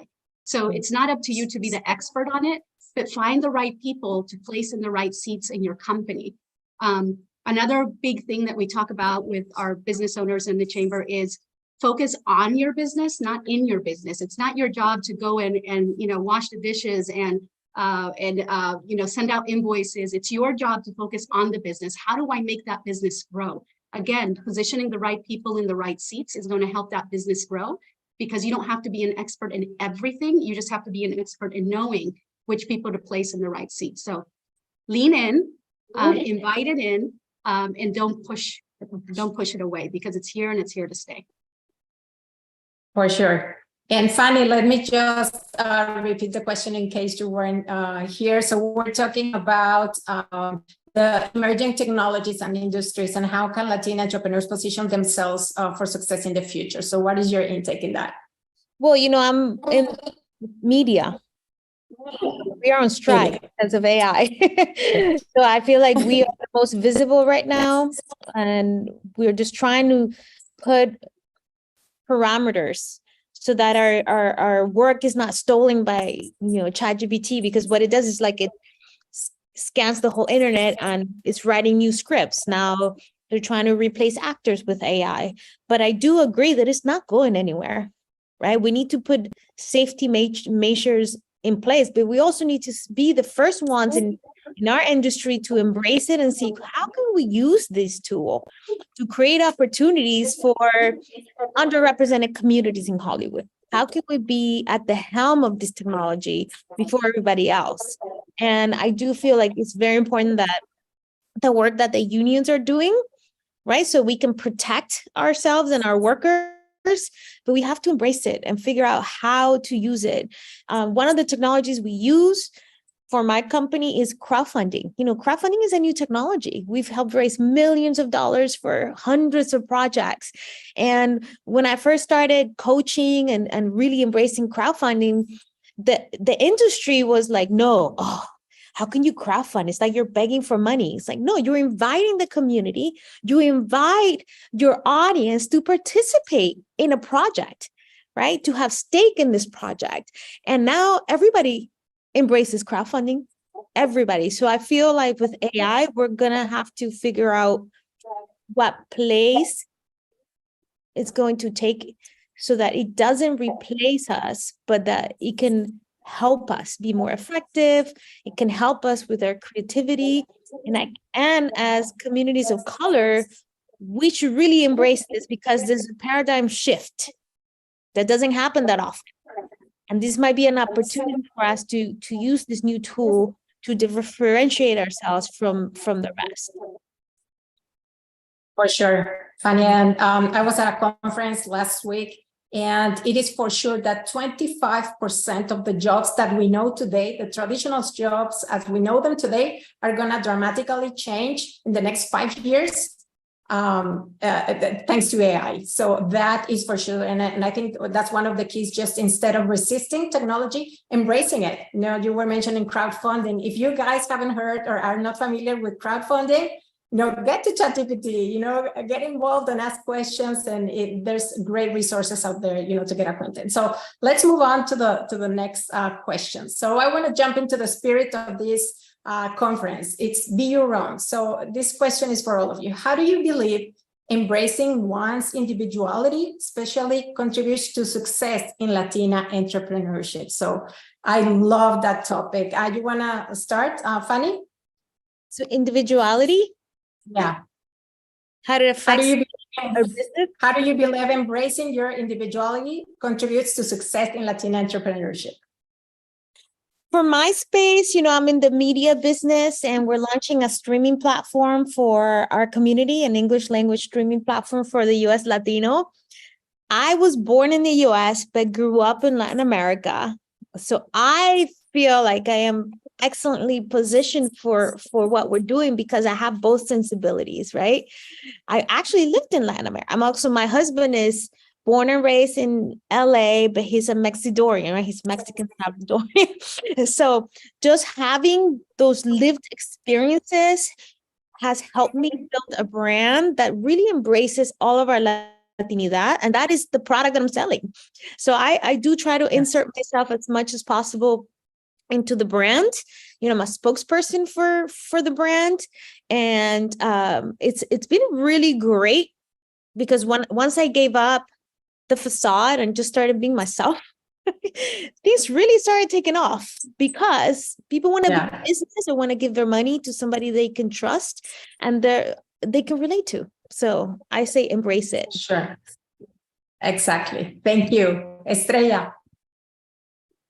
Of course. And very quickly, Franny, I appreciate your response because I really resonated with that. And I honestly feel like I had spent the last 10 years of my life, not just like as a student, but part-time, now full-time entrepreneur, just trying to please fit the status quo, whatever that looks like, but not necessarily for society, but more like for my people, because that's one thing I'll always be very honest and upfront about. Cafecito con estrellita es para mi gente. Whether they relate to the first gen experience, whether they want that sense of community, but the most important is that they know that the stories, the resources that are out there, the work that is done behind the scenes and in front of the scene is all back to them. And the older I got and the more I was just navigating everything, I learned that the only way I'm going to succeed, whether there's going to be people who love it or not, with my business, my company, is if I am my authentic self. Whatever that may look like, because honestly, that's different for everybody. And that's more than okay, because we need every type of representation out there. One of my closest friends, we worked together, we were teachers. She's still a teacher. And I remember she was more of somebody that was just very hands-on. She was very even the way she would grade and teach was so different. And then for myself, I'm very I like things organized. I like to have my little list. I like to have my little schedule. Even if my schedule sounds like the silliest thing where I literally put on there, I need to have cafecito before I do anything else. And even though we are both very different, we are, at the end of the day, we're still Latinas. At the end of the day, we have that resilience. We have that work ethic, that want, that need to continue uplifting our communities, whether it's through business or not. And we just, it worked out. That's why I'm just a firm believer of all our representation is powerful. We will call organically who is meant to come to us in the way of our business format and so forth, so we can all meet others' needs as best as possible. Thank you for that, Estrella. And I particularly love that what you say that individuality and being yourself, it's different for everyone, right? And we should be good with that. So, Gris, what does that look to you? Yes, thank you, Lisette. This is a topic that I battled with for years because I went to a school where it was all Caucasian. And then I went to another school where it was all Latinos. And I had that shift and I felt like I lived in two worlds. When I went to the Caucasian school, everybody said, oh, she's Mexican, right? Although we are everything, right? We're from Peru, we're from Colombia, Guatemala, but automatically they say Mexican, which is great. I want to be Mexican, but the other side, when I went to a Latino school, they're like, La güera, she's too white. She's, so I really didn't know where I fit in for years. I really didn't know where I fit in. And I still see that with the youth. We have a youth program here in Charlotte that focuses on college students graduating. And every single one of them I talk to, they say that they feel like they live in two worlds. But I want to share a story with you when I allowed myself to be my authentic self. I remember I was up for a promotion, a national promotion, and I didn't get it. And when I went to my boss, I said, I didn't even get an interview. What happened? I knew that I was next. And she said, you just don't fit the market. Those were her words. You just don't fit the market, meaning that I was Latina and that market was white, and I couldn't go into that market because I was Latina and that market was white. Well, when the next promotion came up, I went for the promotion. I ended up getting that promotion, and it ended up being in Texas out of all places, right? And I thought I was going to get the same response. You just don't fit the market, but they gave me an opportunity. I went into that market. I killed it, being #1 nationally with my team, and everybody who I hired looked like me. So that is how I knew that I had to give myself permission to be my authentic self. And my authentic self is being Latina, and for years I battled with that. But at that moment, and I still remember that, and I still savor that I had to go through that heartache to learn that it was okay to be my authentic self, because I was still going to win. That is so powerful and so inspiring. So we only have a couple of minutes left. So I would like to give each one of our panelists, a few seconds to, if you could share a piece of advice in 2 or 3 words, to your audience, what would you tell them whether they're entrepreneurs or they want to become entrepreneurs? 2 or 3 words. Gris, I'm going to go back to you. Well, I love quotes, so I'm going to give you my quote. God gives you your gifts, and your gifts back to God is what you do with those gifts. So if it's in you, if it's pulling at you, you want to open your business, whatever it is, listen to that voice inside, because those are the gifts and talents that God gives you. And it's your responsibility to use those gifts to give it back to God. I love that. Estrella? Yes, I really appreciate that quote. And now I want to share one. I got inspired, Grace. I just always want you to keep this in mind. Mijita, without your story, without your skills, without your dreams, desires, there is no representation. No matter how lonely the world road may feel, that doesn't mean you won't make it. That doesn't mean there isn't a place for you, because there is. And I always want you to keep that in mind as you continue your entrepreneurial journeys. That's beautiful. Fanny, do you want to wrap it up for us? Yes, don't wait for the conditions to be perfect. Just jump. If you want to, achieve a dream, you have to just jump. It's never going to be perfect. And every day, just take actions to get you closer to your dream. And make sure that your dream includes a community. It's not just about yourself, because then you're not going to quit, right? Because it's bigger than yourself.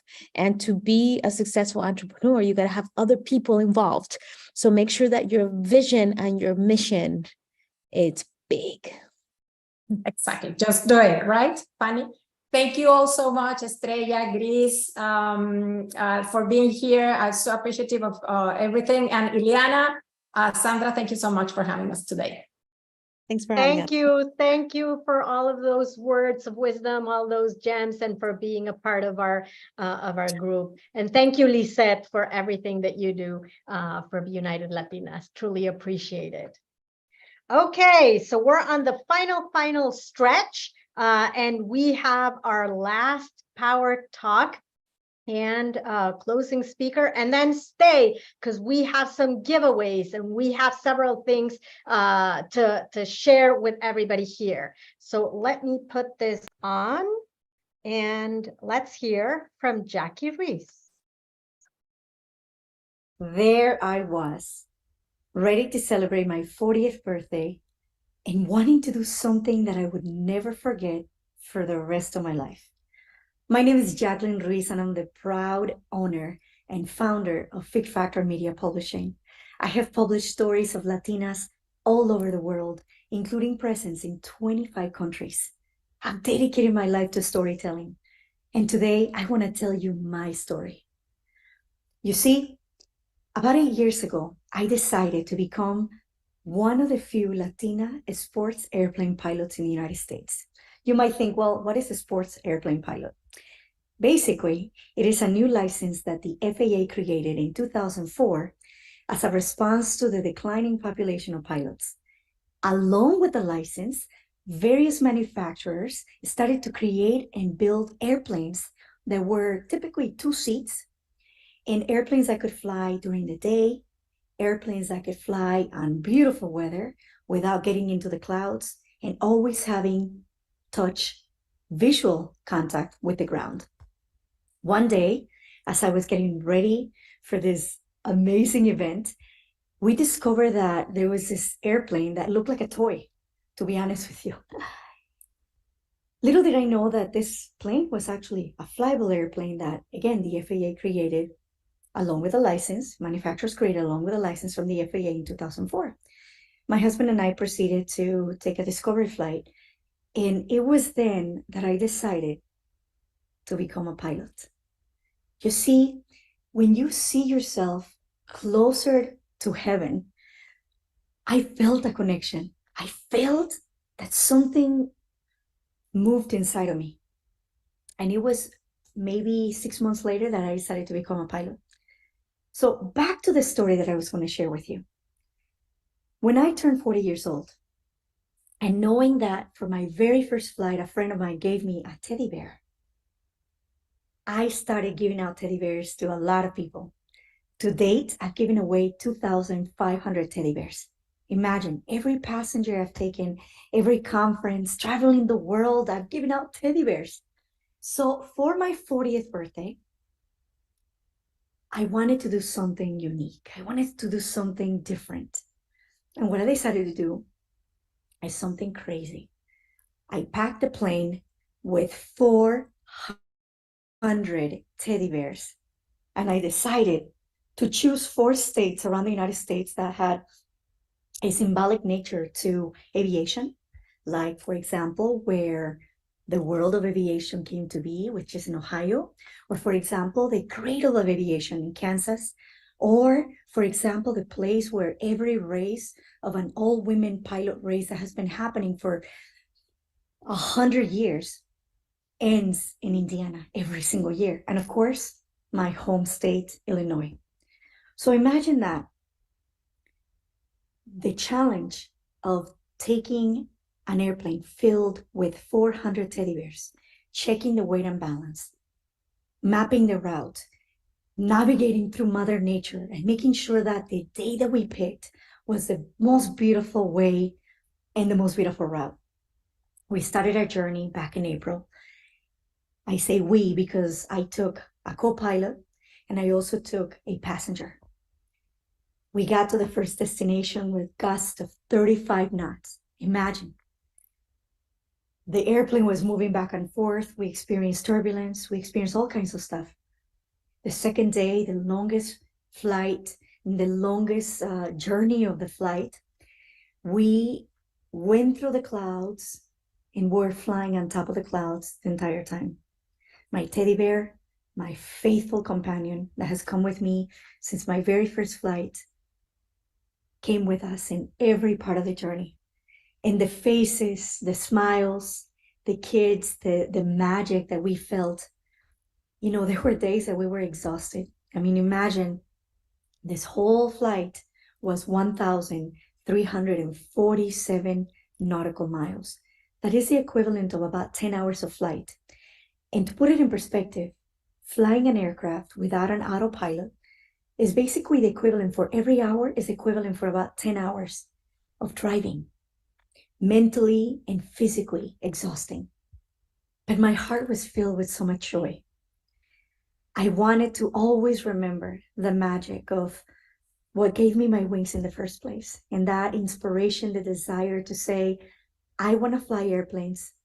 And I will tell you that as a 2-time cancer survivor, for me, knowing that I can do things that I've dreamt about and things that I didn't think that I could do, and having that sense of urgency when you have an inspiration, a divine download, and when you're moving you know, towards the direction of your dreams, and you're recognizing what makes you happy, what makes you uniquely and authentically you, and knowing that there's no time to waste.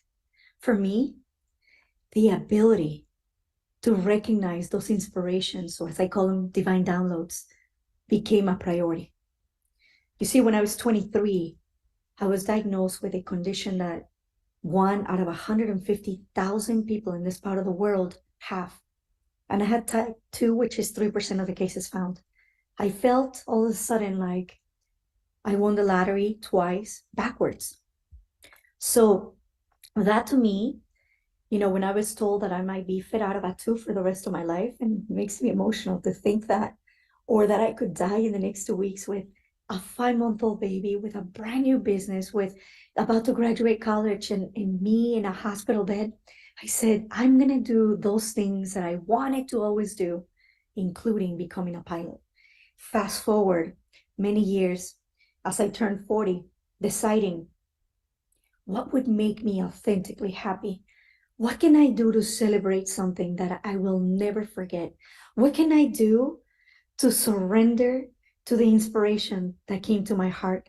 Because I clearly saw four states, 400 teddy bears, 40th birthday. And I said, I'm going to go for it. I'm going to make that happen. So today, I want to tell you how amazing you are.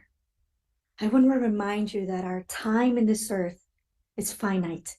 Whether you want to start a business, you want to write a book, you want to share your story, you want to travel the world, you have a desire that my people think, wow, she's crazy. She's absolutely crazy, right?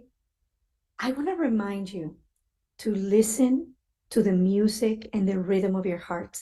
I want to remind you to be the pilot in command that achieves unbelievable things. I want to remind you to make every single day count, to make every relationship count, to not make transactions with people, but to create encounters. I want to remind you to track the beauty of your music, that rhythm of your heart, to say, I cling on to this micro moment, because these micro moments, these experiences, this following this inspiration, knowing that there's a sense of urgency to serve, to help others, to elevate their voice, to share your story, to do those things that you wanted to do for a long time, that you're not afraid anymore to do. And that to know that time is finite, and to know that you are truly the pilot in command of your dreams. As we celebrate Hispanic Heritage Month today and tomorrow and always, as we celebrate our heritage, I want to remind you of following that rhythm of your heart.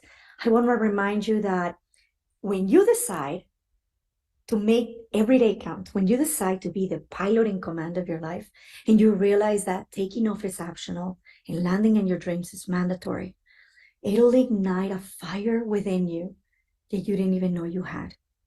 And that is my message for you today.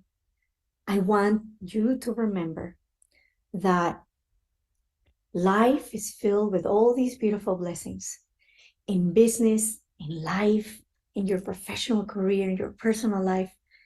You have a beautiful menu of options and opportunities. And the more aligned with joy and gratitude, and the more authentic that you are, the more that you follow that rhythm, that music, the more that you land where you want to land, and follow that the inspiration of your heart. Even if people say you're crazy, it'll always bring you back to center. And that is my message for you today. Elevate your story, elevate your connection, create magic, find that voice, find that music, and do what allows you to land on your dreams. Because it is very true that taking off is optional and landing on your dreams is mandatory. My name is Jacqueline Ruiz, and I'm the founder of Fig Factor Media Publishing. Wow, wow, wow. What a way to close We love Jackie. Jackie, thank you so much for those words, for that story of inspiration. And I can't think of a better way to close this. Can you, Sandra? I'm like teary-eyed. I got so really emotional in those. I'm like, wow, oh my God, she's like saying so many beautiful things that are great reminders. And what a way to end this event with those powerful reminders. Yeah, I don't know, I'm a little emotional right now. That was great. I put her LinkedIn in the chat. Somebody asked how they can connect with her. So hopefully you guys absolutely. Connect with each other, connect with all the fabulous speakers that we showed here today, because that's what we're here for, all of us, right? We've talked about it since the beginning. It's about this collective community. As individually, we can do a lot, but collectively, we're taking over the world. Mark our words. Right? Because the future is Latino, the future is Latina especially, and we are going to be looking at amazing things that all of us collectively are going to be doing in the next 10, 20, 30 years. Thank you so much for being here. We have some gifts. Sandra, tell us about our gifts. Okay, so we are going to be doing some giveaways. What we decided to do is when this closes, there's going to be a survey that pops up, and we're going to pick some winners out of the people that complete the survey, and ship you a book and send you some book and send you some merch stuff. So I just want to say thank you for all of you who stayed all the way through. I know it's been a long day. We are so blessed to have the speakers that we have, the individuals that come in and to share the knowledge that they bring, and just the energy of love. And if you guys, I mean, I'm sure you guys can sense that, right? This energy of connection. There is no room for us to be at odds or to find or to get, oh, she's doing that. I don't want to talk, like to get in that mentality. We need to connect with one another and see how can we collab? What can we build together as a unit? And that is the emphasis of what United Latinas is. It's a community of women that want better things, that want to build a better life for ourselves, our families, and the community and the world as a whole, because we can do that. We have the power to do that. Look at all of this beautiful power. We have the power to make moves. Everybody here is a doer. So that's the question that I would leave you to ask. Are you a doer or are you an observer? Right? Because Ileana and I go back on this. It's like, okay, who can help? Who are people who get their hands dirty, who are willing to do some of that grit work, the doer, that get things done? Because we want to connect with you, right? Because if you're a doer and I'm a doer and she's a doer, guess what we could do and build together? We're going to take action on our dreams versus thinking about them, right? We want to do them. We want to execute on them. I love it. I love what's going on in the audience. So, and our mission is exactly that, to elevate, to amplify, to empower, to connect all of us together, because that's the way that we're going to bring wealth, that we're going to bring prosperity to each and every one of us, to our families and the communities that we serve. And that is why we're here. United Latinas is for you, with you, and together, that's how we're going to get there. So thank you all so much. Thank you. Listen, sorry. I was just going to remind people to connect with us, to become a member, be part of our network, get embedded with us, do things with us. We have cafecitos, we do these conferences, we do so many things. And we have some upcoming events, some speaker events, speaker training events that are coming up. Would love to see how we evolve, right? We have to continuously. So I would love to invite you. There's the link is in the chat to become a member and stop saying no to yourself and say yes to opportunity. In the network. And one more thing, we are looking to go back in person. We already are starting to have local chapters in different cities. We're going to do an event in person here in Boston in the month of November. We're also doing an event in person in Jacksonville in Florida in January. And we're looking to do more events. So if anybody's interested in putting together a chapter and doing events of United Latinas and becoming that chapter leader, also connect with us and let us know, because we have everything to be able to support you so that you can build your network as well within your community. Yeah, and definitely Miami, Fort Lauderdale, because a couple of us are from SoFlo here, so we definitely will make that happen. And we're going to have our in-person conference next year, so also take a look about be on the lookout for that. In the Yes. meantime, ladies, this is a wrap. One more time. It was just amazing. We had just so many people here, and we hope with all of our hearts that you took something out of this. Does anybody want to share any last words? Carolina or Diana, Estrella? This has been amazing. I mean, the emotional roller coaster that we all went through, but the powerful messages, and it's been a pleasure. It's always a blessing to be surrounded by powerful ladies like yourselves. And I love to see all the messages. Hopefully we continue building upon what you have started, and there's so much beauty to create together. So I can't wait to see what transpires and to see the progression and the growth. I'm so excited. Yay. I've said it so many times, and I'll say it again. This is one of my favorite events, not only during Hispanic Heritage Month, but of the year. Thank you, Sandra. Thank you, Ileana. You're fantastic. Thank you. Thank you, everybody. We hope you have a wonderful day wherever in the world you are, and a wonderful rest of the month and the year. See you next time. Take care. We'll talk to you soon.